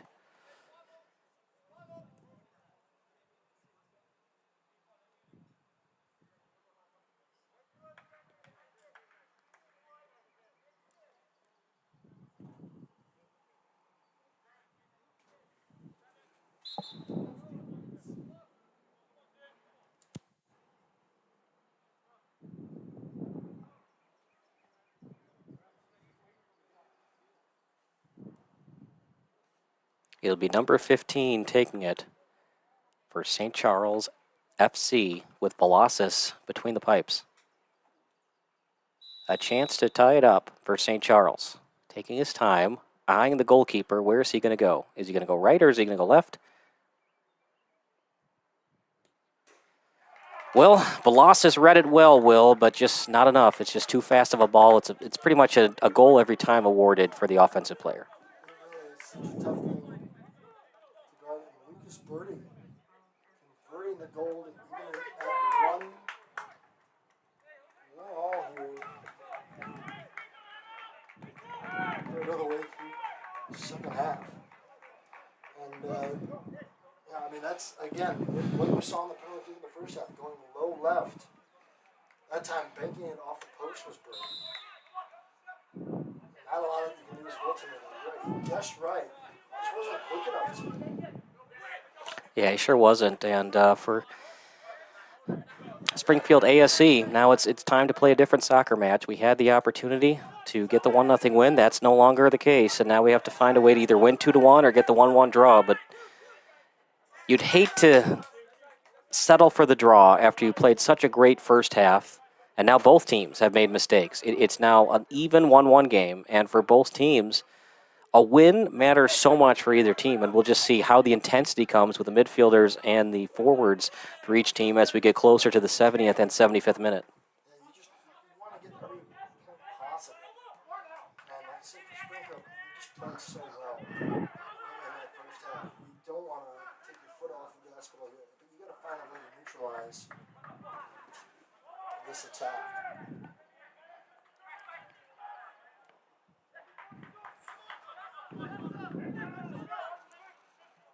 Springfield on it now, near midfield at the 45-yard line. Tap pass, 11 was there, and he leads it past the foot that time of 14. Milovanov had it briefly. Milovanov gets it, and he feeds it over that time to Hutchins. Here comes Springfield. Hutchins with it, past the 35, as he leads it over that time. He tried to find 18, but not able to get it on net. Now back to the 30-yard line. Milovanov, header, 6 on it on his foot. He'll feed it over to the 30.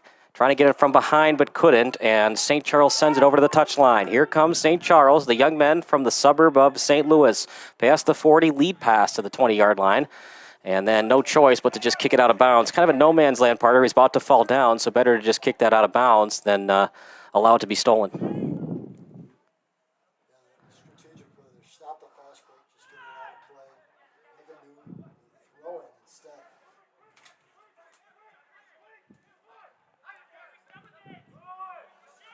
Over to the 40-yard line, and now to the 30. At the 25, left-footed kick, and it's kicked away that time by 19. And it'll be a 1-1 tie still with a throw-in coming up for St. Charles FC.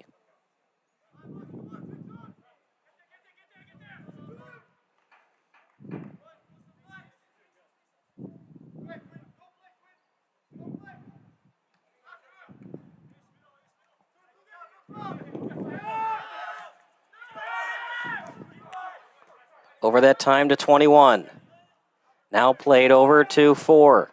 4 to the boundary. It's played that time by Lee. Now he tries to find Hassan. And now at the sideline, over the head. It's in the net! Oh my goodness, what a crazy goal from an impossible angle. And somehow, some way, St. Charles FC scores to make it 2-1. That is crushing. What an unbelievable strike. Bent that one in almost from the corner, and I don't care who you have in net. That's almost impossible to say. What a shot. makes it 2-1, and that's where we stand right now. So St. Charles, an impossible angle shot as they lead 2-1, and just like that, Springfield, who thought they were going to get the 1-0 win, Velasquez, one he probably wants to have back. In fact, definitely wants to have back. An impossible angle shot somehow into the back of the net, and it's a 2-1 lead for the young men from St. Charles, Missouri.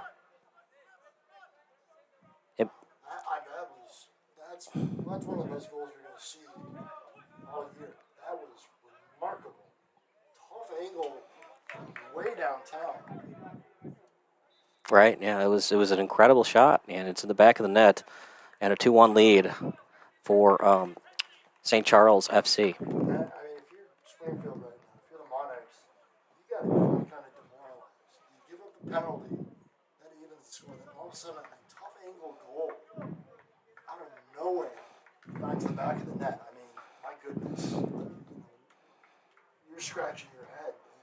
Your head is spinning like a top. Because what do you do now? You're in control, and in the blink of an eye, in the span of about 4 minutes, you have fallen behind in this match. Now the clock's working against you. Yeah, it sure is. And for Springfield ASC, I don't know. They look a little shell-shocked right now, Will. We'll see what kind of adjustments they make.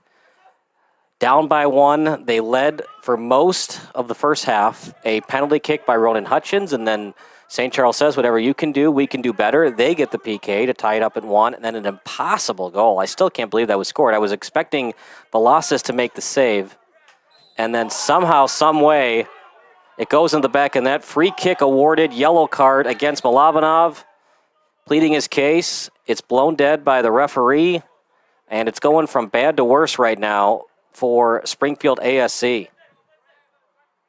Monarch faithful not terribly happy with the call. And as you predicted, it's starting to get a little chippy as we enter the later stages of this game. Especially now, Springfield, they're going to have to be the aggressors. They really were able to fight off the chippiness in the first half. Now they're kind of on the back heel. They're going to have to be assertive to get back into this match.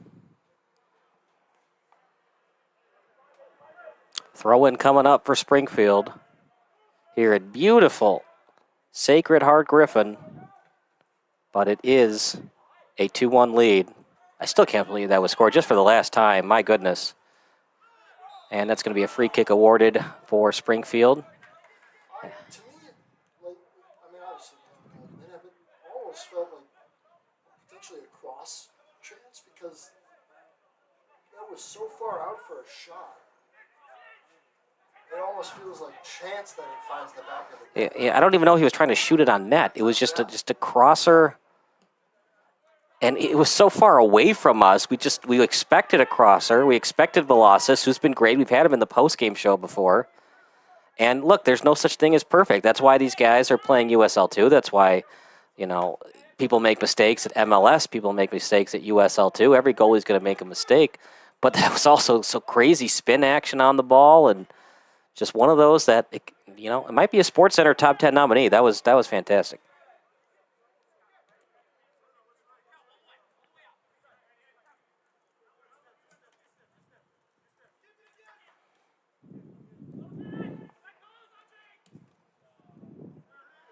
Out in front off the crosser, and it's a header that just goes a little bit too high, but at least the field goal was good.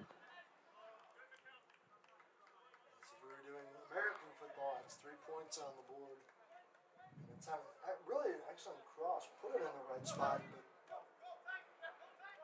off balance on the shot attempt, maybe off the top of the head. Not going to end up in the back of the net. Nope, absolutely not. And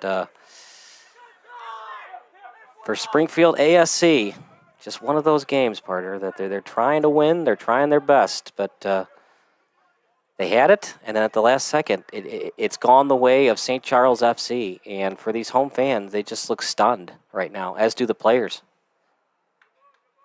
And for Springfield, how do you play through this? A stunning goal, a stunning penalty kick that was awarded for St. Charles, and you're in a spot now where you were up 1-0, and then 10 minutes later you're down 2-1, and it looked like you had 3 points in the bag. Now you're going to get 0 points unless you score late in the match.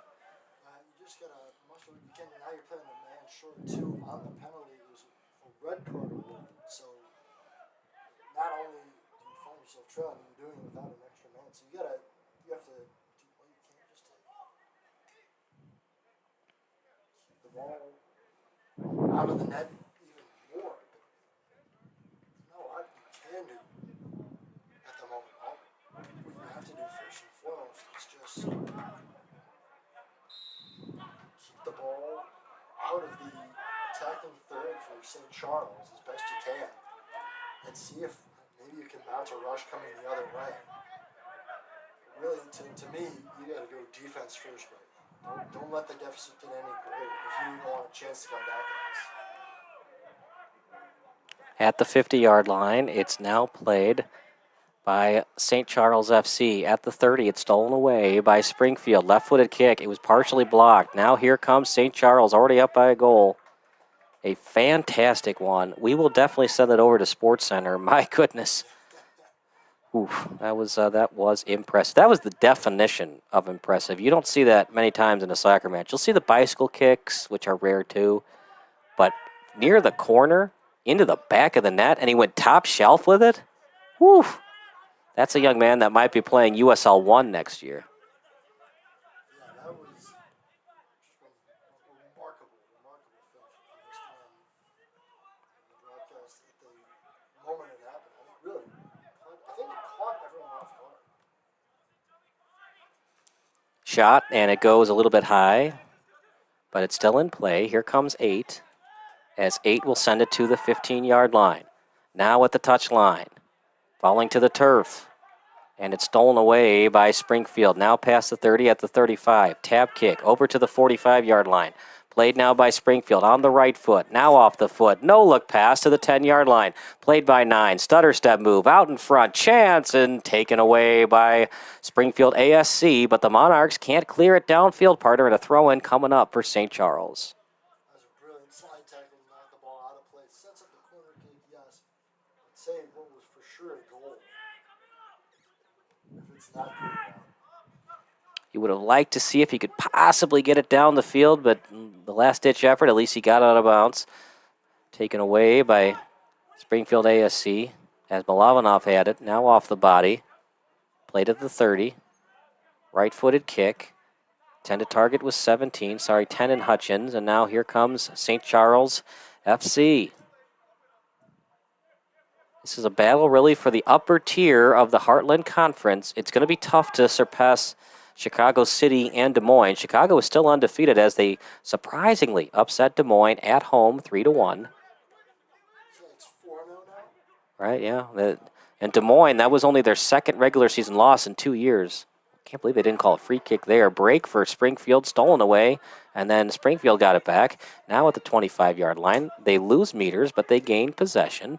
And now over to Velasquez. Velasquez taking his time, almost stolen. Got to be careful with that if you're Velasquez. At the 5-yard line, right on target. They're still not gaining a lot of yards. Stolen away by St. Charles, almost fell to the turf. Maintains body control. And it's sent over to the 20-yard line. Intended target that time was Brown. Last touch by St. Charles. Throw in coming up. And running out of time, though, partner. And they're losing yards on the play now. Yeah, and for Springfield, the sloppy couple of passes in that possession.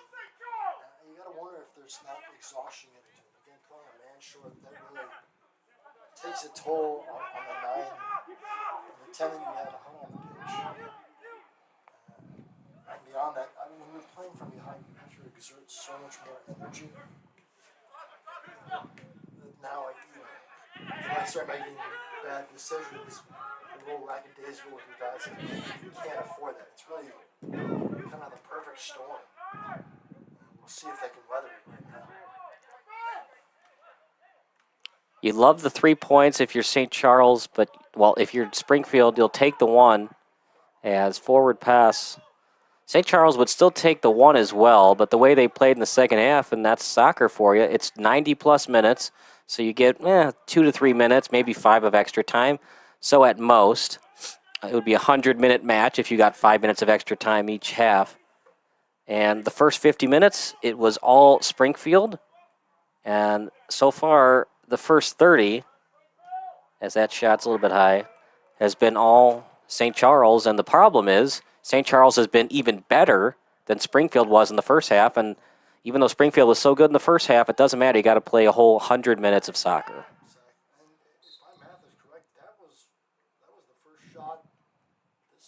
Yeah. Yeah, I mean that's what makes goalkeeping so important, and that's what makes having incredible forwards that can score from impossible angles. I mean, it looked like this was going to be a 1-1 draw, and then just an incredible shot, and that's where we stand right now. We're going to take a commercial break. You're watching SBS, a broadcasting network for everyone.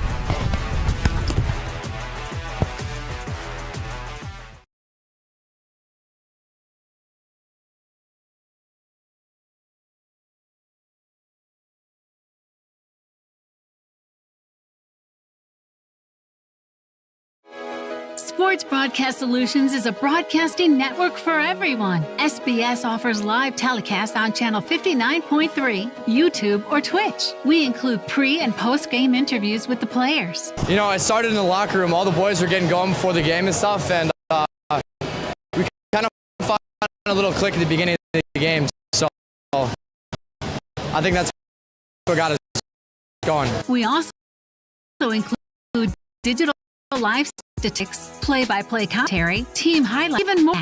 Go online to sportsbroadcastsolutions.com or search Sports Broadcast Solutions on YouTube. SBS, a broadcasting network for everyone.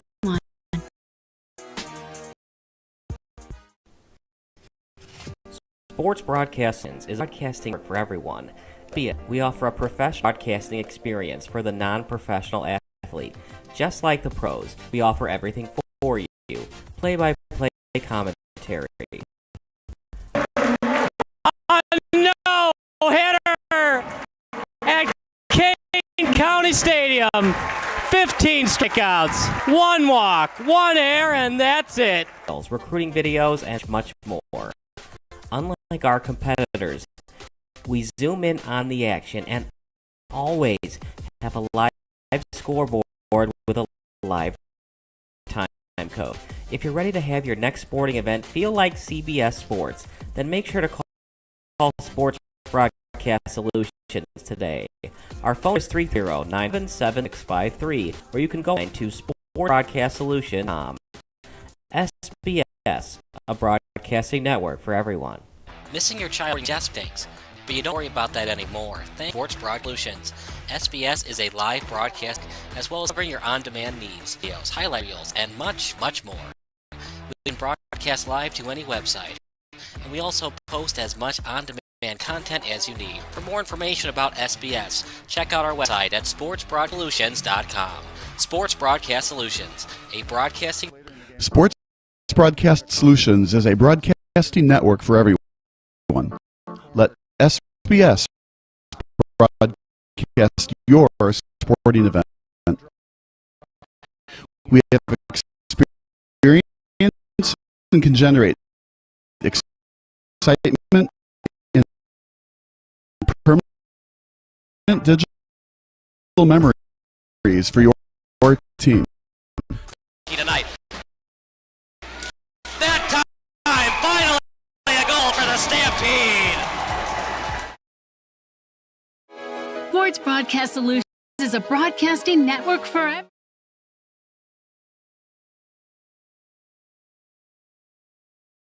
We lost it again. Okay, back to the action at Sports Broadcast Solutions, a broadcasting network for everyone. Hope you're enjoying the broadcast thus far, as it's 2-1 in favor of St. Charles FC. It's a 2-1 lead right now for St. Charles, and over to the 20-yard line, played by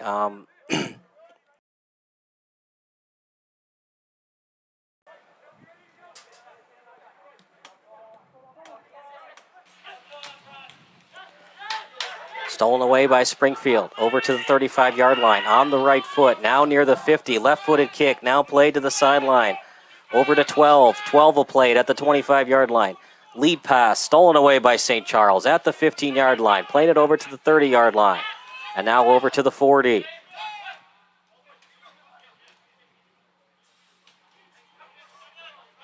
It's a beautiful night for soccer. We hope you're enjoying the broadcast as much as we are. By the way, the chat is open, so feel free to go on the chat and tell us about what's going on with the broadcast. If there's something wrong with audio, we'll make sure to get it fixed. We have backup mics as well, as we've set up Will Trubshaw with one of those mics, and Will's on videography and color commentary duties for us tonight. Now at the 45-yard line, played on the left foot near the touchline. 2-1 lead, partner. What a goal that was, and really for Springfield ASC, an incredible goal. So you just, you clap and you tip your cap to the goal that was scored, but you can't allow the penalty kick, because if you hadn't allowed the penalty kick, it'd be a 1-1 tie. You allow the penalty kick, now you're in a hole, and you could lose 2-1 when it should have been a win or at least a 1-1 draw. Yeah, certainly hurt their case, but right now the focus for Springfield has got to be getting the equalizer. Time is wasting now. Under 13 minutes left in this match. The clock is dwindling not on their side. And if you're St. Charles, I mean, really, you can just play keep away right now. Sure, you'd love an insurance goal, make it 3-1. But for the most part, Springfield down a man. You just keep doing what you're doing. And put all the pressure on them to try and bring one up the field and score the equalizer. Trying to set it up in front, and it's played that time to the 35-yard line, now to the 40, now past midfield. They play it to the goalkeeper as it's out to the 25-yard line, now to the 30, at the 30-yard line, now to the 45, to the 50, right-footed kick, trying to get it on target, but they can't get it on stride, but they keep possession, now to the 40-yard line. At the 78th minute,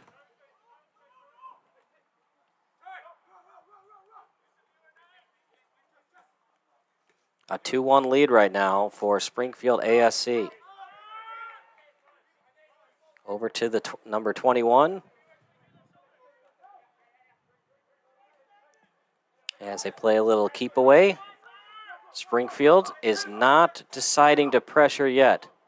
Lead pass as he's trying to find 22.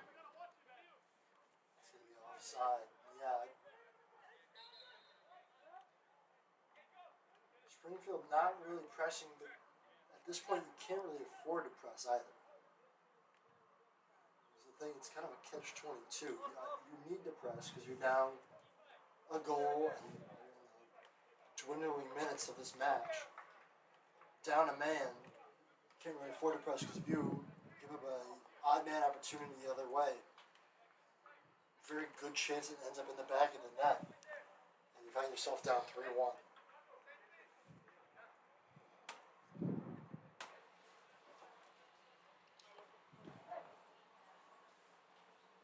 It'll be a free kick, and it's awarded right now to Springfield ASC. Out to the 25-yard line on the left foot, and he sends it over to the other 25-yard line. On the foot, now to the 35. And now played over to the goalkeeper in Velasquez. As it's kicked over to the touch line, off the head, and headed out that time by St. Charles. As it's an overhead pass over to the 35-yard line, off the foot, off the touch line, now at the 30.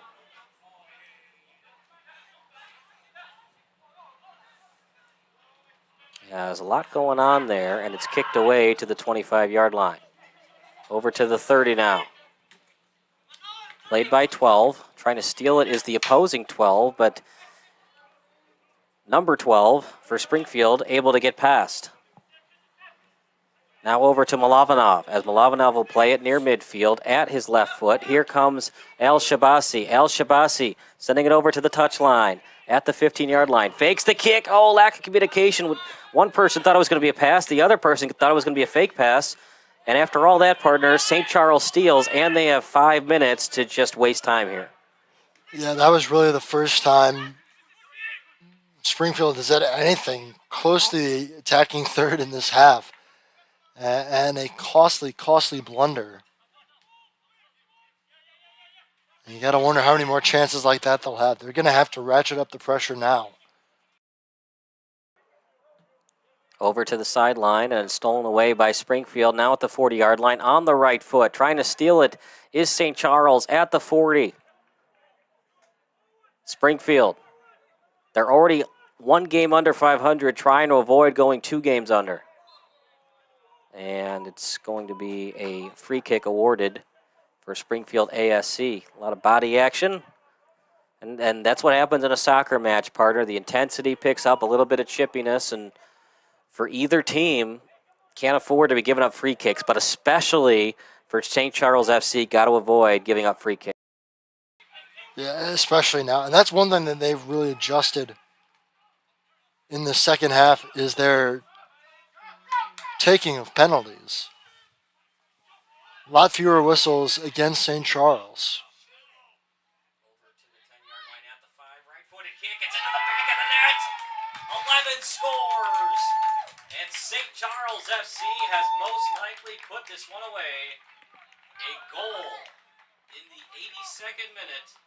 And after all that, partner, 3 unanswered goals and most likely a loss for Springfield ASC. No, and it's like I said earlier, it's a tough spot for Springfield because you're down, so you have to start pressing. You've got to get pressure up the field if you even want a chance to equalize. However, when you do that, it leaves yourself vulnerable to an odd man rush the other way. It's exactly what happens. St. Charles has put it in the back of the net, and they have sealed this one up 3-1 in the dwindling moments of the second half. And that's just a crushing loss for how well that first half was played by Springfield, but you have to play a full 90 minutes. That's what it comes down to, is you can't play 45 and call it a day. You do need to finish the job, and St. Charles has just been a little too clinical in this second half for Springfield. That was a goal. Apologize if I was accidentally muted on that. It's a 3-1 lead. And a free kick. Oh, no, they're not going to call it. It looked like a free kick and a penalty kick coming up for Springfield, but they don't call it. And that might have changed the game if the PK was awarded for Springfield. Going to look at that in a second, but that's tough. Anytime you feel body action, you fall to the turf and you hope for the PK, but they did not get it awarded that time. And it's just been all St. Charles in this half. They've made the adjustments.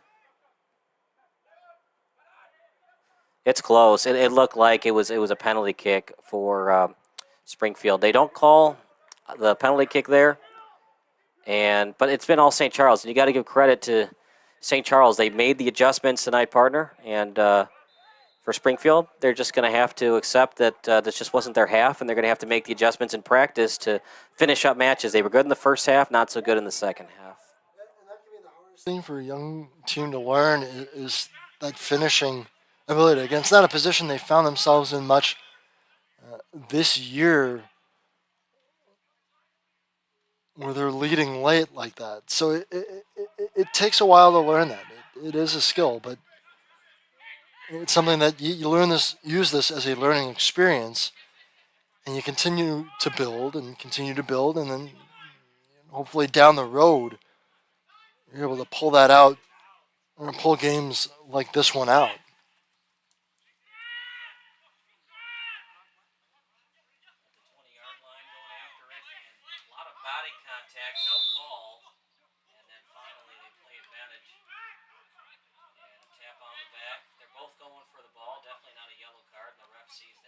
Issued one tonight. 3-1 lead for St. Charles. It's been all St. Charles in the second half. They've scored all 3 goals in this second half. 1-0 Springfield entering the second session. And St. Charles, they've scored in all 3 different ways. They score at the penalty kick. They score a ridiculous goal at the corner, and then they score on a good rush in the offensive third to make it a 3-1 lead for St. Charles FC. And for Springfield, they played a good first half, but they got to find ways to play 90-plus minutes of great Mm-hmm. Absolutely. That's the name of the game. We've got a stoppage for an injury with the St. Charles man down. We will take a quick break. You are watching SBS, a broadcasting network for everyone.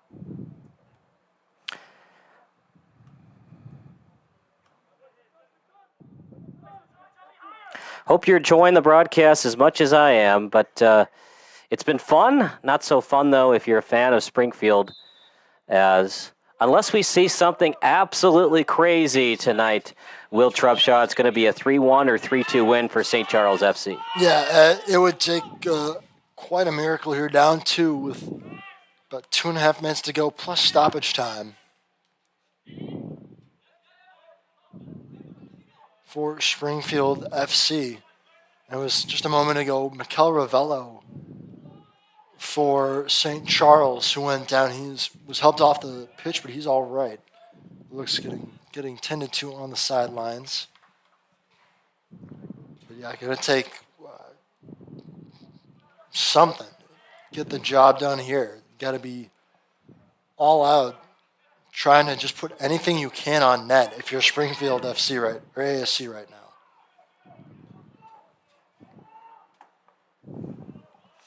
At the end line and kicked away that time by St. Charles FC. And you got to give credit too to the goalkeeper for St. Charles. He didn't have to do a lot tonight, partner, but played a good game. And when Springfield was forced into tight angles, tough shots, he made the saves he needed to, and it's a 3-1 win or 3-2 win tonight for St. Charles. Yeah, I'd say any night where you can concede only one goal, that's good. But also giving up just one goal on a penalty kick. I mean, really, again, he didn't have to work terribly hard, but made the saves he needed to save. And for the most part, this back line of St. Charles has been strong. We talked a lot in the first half about the Springfield FC back line. So here's a breakaway. Oh. Yeah, he was definitely offside. A little bit offside. A little bit, yeah. Just a hair. Hassan tried his best. But Al-Sadiq Hassan was offside, but yeah. You got to tip your cap to St. Charles. Their defensive effort been really strong in this match. Really strong. And especially this second half. I mean, they turned the clamps on, and once they got that first goal, they kind of smelled blood in the water, and it's been a whole different story from there. Really a tale of two halves to the max in this match.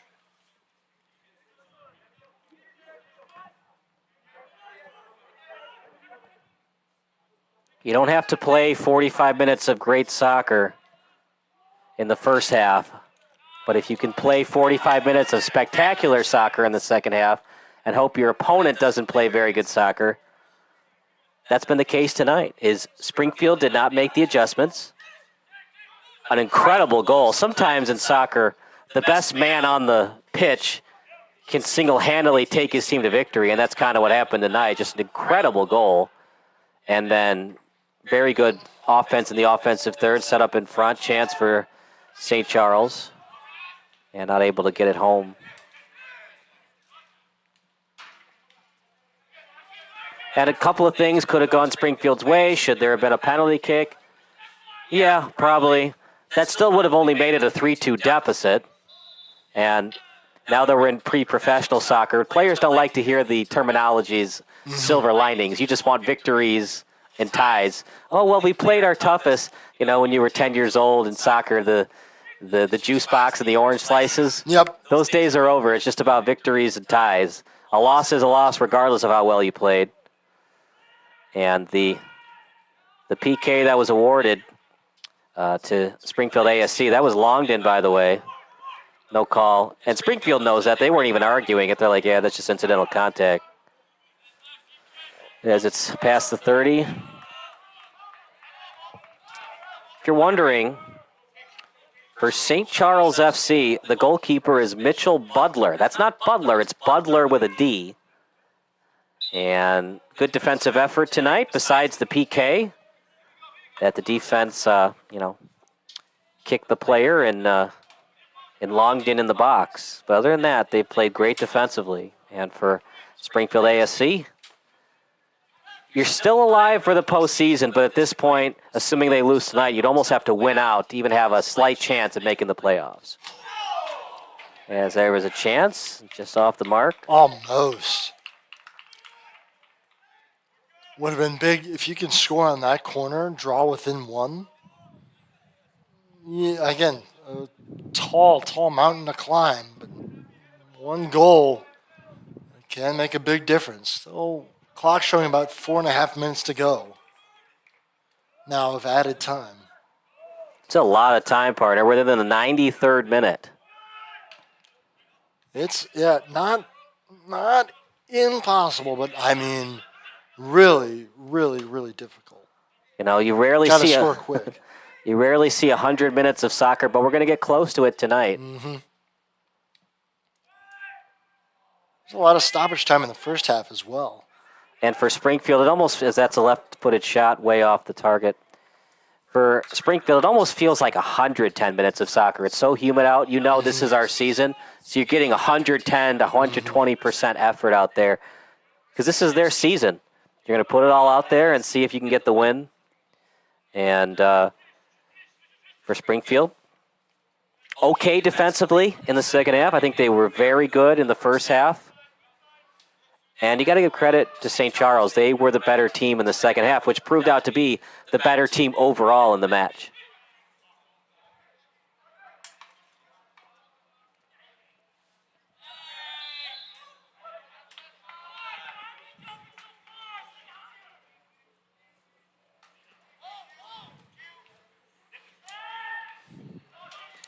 And we appreciate everybody on the chat. I don't speak Spanish, though, so I've been having to copy and paste all the Spanish words into Google Translate. It's offside. And partner, that might be by design, just to waste time and force Springfield to set up free kicks. You know, you're in a bad spot there. Try to get offside. Best case scenario, the official misses it, and you get a shot on that. Worst case scenario, it forces Springfield to speed up, and they have to go end-to-end anyways with the goal kick. Yeah, at this point, if you're Velocity, you got to just boot it downfield. Get as many men back there as possible. He might have to move all the way up to the 40-yard line. I wouldn't be shocked in the slightest to see that now. You really got to pull.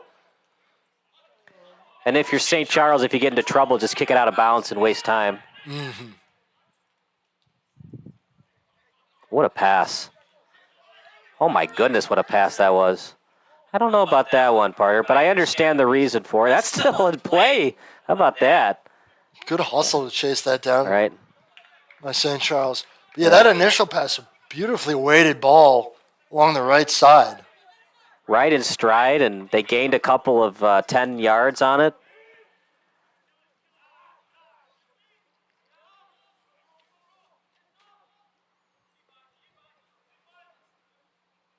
Okay. It's all or nothing right now for Springfield. The problem is you got to score, and then you got to rush with the ball and kind of chuck it down to the midfield area. Yeah, you got when the ball's returning, you got to get it and go. There's no. Right. If you were to somehow score in the next 30 seconds, you have to chuck the ball back to midfield. Yeah. But the problem is it would be St. Charles' ball, and so you have to steal the ball again and score to make it 3-3. Quite honestly, I'm not going to say the game was over after it was 2-1, but it was just so soul-crushing. It looked like Balasas was going to catch the ball, and then somehow it lands in the back of the net. Mm-hmm. It kind of reminds me of, I'm trying to think of a crazy goal, but you think of just in hockey or soccer, when you think your goalie has it, and then they scored at an impossible angle, and you have to keep playing after that. There was a goal that Mario Lemieux scored in the Stanley Cup final against the Blackhawks, and he scored almost at the end line, and he somehow got it off the pad of Eddie the Eagle into the back of the net. Yes, some of those goals that, when they come from those tough angles, those almost impossible angles, the goalie feels like they should have had it, and it just kind of it gets them off their game. They start right, and the whole team is like, "What just happened? How do we recover from this?"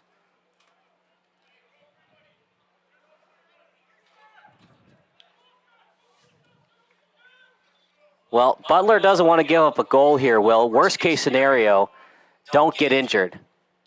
This is not the time to go all in on the ball. That was right to him. Maybe an unnecessary fall down, but you know what? Better be safe than sorry. You don't want to twist an ankle as you catch the ball and land on the turf. Or worse, don't want to fumble that ball and lead to an easy goal for Springfield. Or an own goal if you roll it off your body. So what grade would you give Springfield today? I'd go with a B-. I thought they were good, but I think they can be better. I tend to go with B-, C+. I think, again, I was really happy with their first half performance. I thought they played well both ends of the ball, and they had the 1-0 lead. But the second half left a lot to desire, as we've talked about, the 3 goals. Just not they lost the form that had treated them so well in that first half, and it leads to this 3-1 defeat that is now official. Yeah, it's like I said, you could almost sense it after it went past Balasas.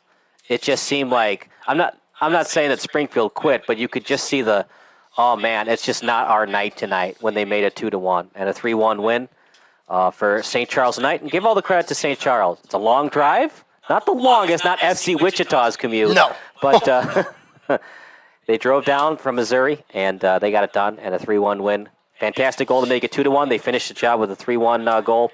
And that does it for the broadcast. Post-game show coming up next. We'll probably get Longden if he's feeling up to it. If not, we'll get Hutchins or somebody else. But in the meantime, it's a 3-1 win for St. Charles. Post-game show coming up next on SBS, the broadcasting network for everyone.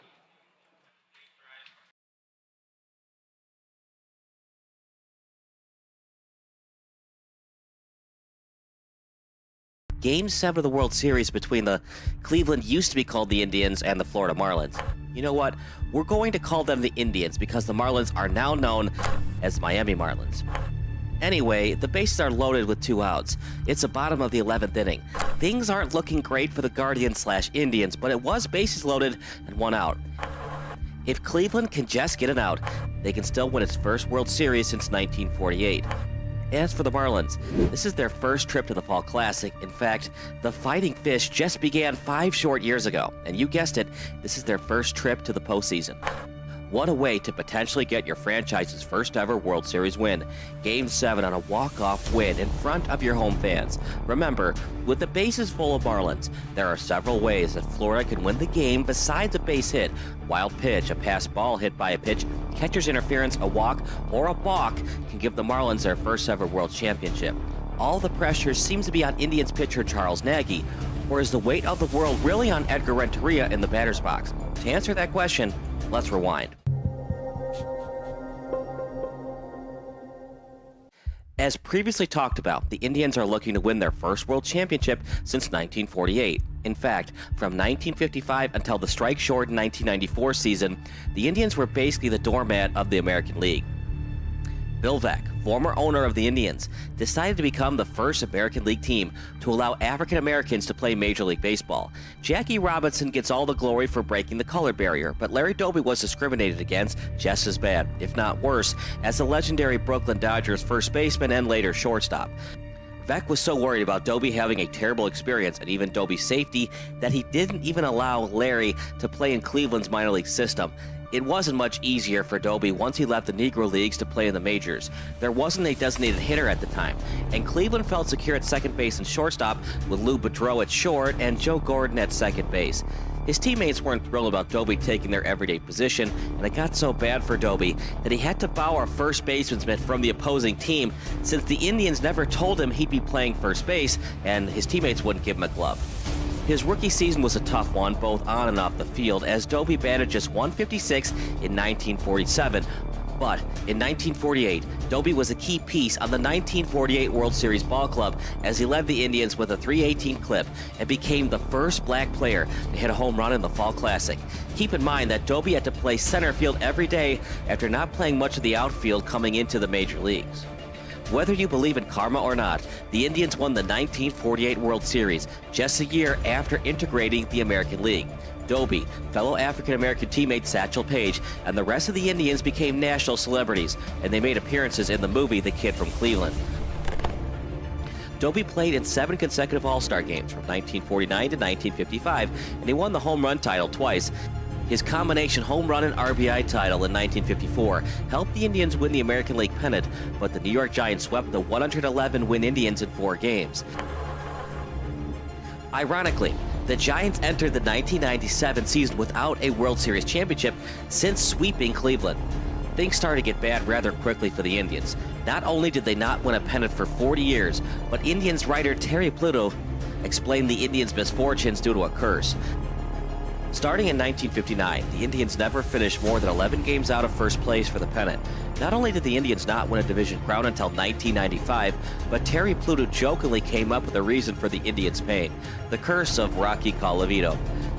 When the Indians traded away fan favorite and consistent all-star slugger Rocky Colavito in 1960, Pluto joked in his book, The Curse of Rocky Colavito, that Rocky put a curse on the franchise since they traded him to Detroit while still in the prime of his career. Even when the Indians got Colavito back in the 1960s, it cost them Tommy John and Tommy Agee. John finished just shy of 300 wins once he left the Indians, and Agee was a key piece on the Miracle Mets of the 1969 World Series. After the Indians traded away Jim Mudcat Grant to the Twins, Grant won 78 more games, including 21 in 1965, to help the Twins win the American League pennant.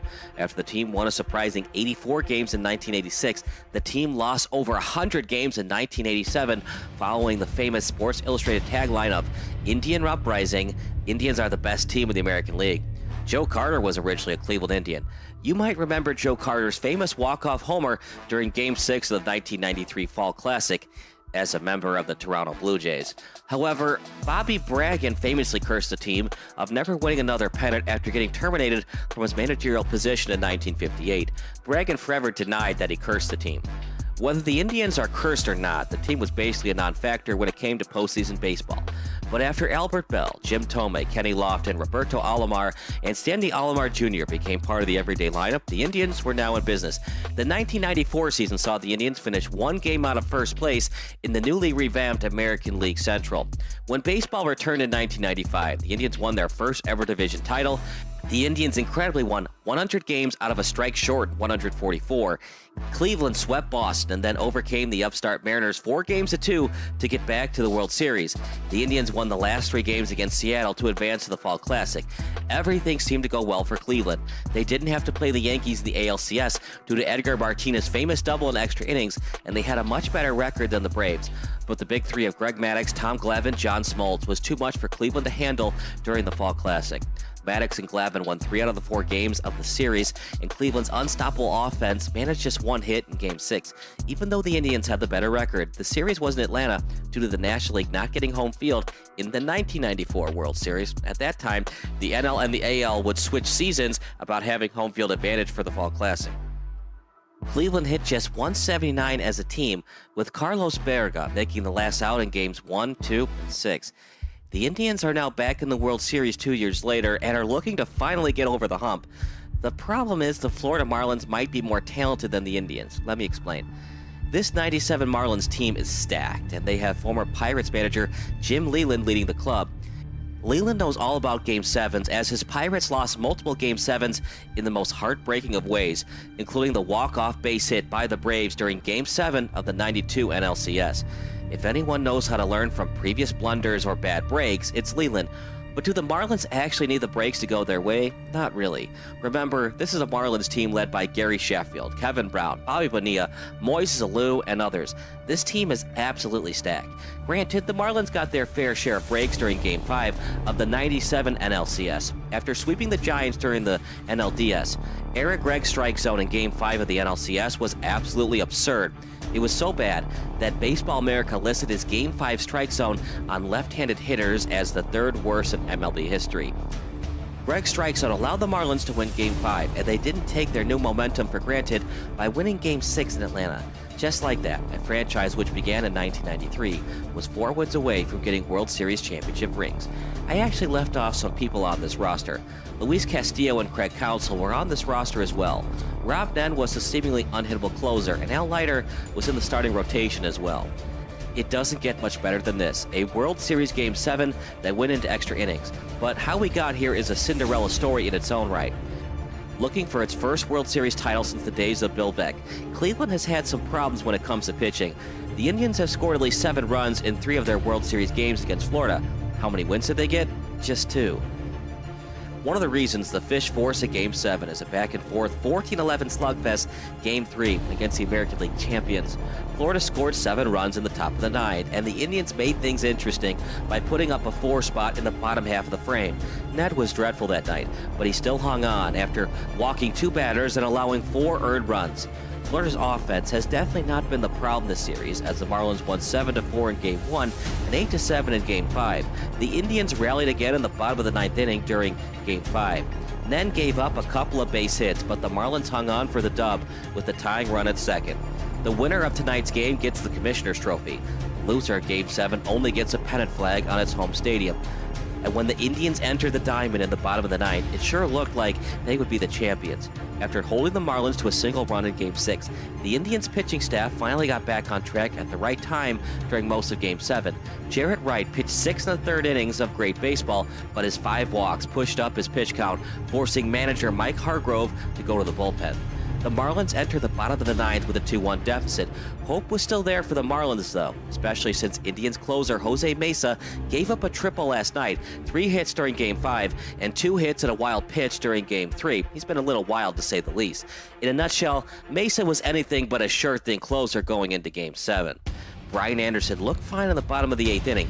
Granted, he only went up against 1 batter. Also, Mesa was a 2-time All-Star going into the '97 season and was the 1995 Rolaids Reliever of the Year. But, as what happened earlier in the series, Mesa could not get a 1-2-3 save. Moises Alou started the rally with a leadoff single. Bonilla struck out swinging, but catcher Charles Johnson put the game tie. Hargrove was issuing signals from the dugout to catcher Sandy Alomar Jr. Did Johnson know that a slider was coming because he was easily reading Hargrove's signals? With runners on the corners, a double play would in theory end the game, but Craig Counsell did what he had to do, and a line drive to the right to quickly remove the champagne once Counsell connected for the game-tying sacrifice fly RBI. Mesa almost blew the game in the bottom of the 10th, but a strikeout with runners at first and second helped force an 11th inning. Not everything can be blamed on Mesa and Hargrove. The Indians could have put the game away in the top of the 5th. Omar Vizquel stole second and third base respectively, but Cleveland simply couldn't add to its slim lead. But Mesa blew the save, and the Indians didn't do anything offensively in the 10th and 11th innings. And now with 2 outs, the Indians are hoping that Renteria won't make solid contact. Renteria wasn't supposed to bat this inning. Jim Eisenreich pinch hit for Florida, and with him batting .364 during the postseason, Hargrove asked for Nagy to intentionally walk him to load the bases. Bases loaded, of course, means a force at any base. Tony Fernandez, who made a huge error earlier in the inning, made a fantastic play at home to preserve the tie. But when a person looks at instant replay, could Fernandez have tagged Eisenreich and then quickly thrown the ball to first base for the inning-ending double play? Woulda, coulda, shoulda. It's not Fernandez's fault that the Indians are in the spot. Actually, Fernandez has the only 2 RBI for Cleveland tonight. You have to admit, that was a picture-perfect fundamental play on this very stressful 4-2 putout at the plate. Who delivered a walk-off hit during Game 1 of the '97 Division Series is no easy out. He's also quite speedy, as he stole 32 bases during the regular season. Any slow-moving ground ball could be an infield sink. Renteria also has an inside-the-park home run as part of his short but impressive MLB resume. Well, here we go. Renteria, who has 5 go-ahead hits in extra innings this season, can be the hero. And Nagy, who's not a bullpen pitcher by trade, has to keep pitching to preserve Cleveland's dream season. Can the Indians officially end the curse of Rocky Colavito? Or will the Marlins go against the norm and win the World Series as a baby franchise? This could be Florida's only shot at a World Series championship, as reports are owner Wayne Huizenga will try to drastically cut payroll following the season. The Indians would not return to the World Series until 2016. Cleveland still hasn't won the World Series since 1948. Florida would win the World Series again in 2003.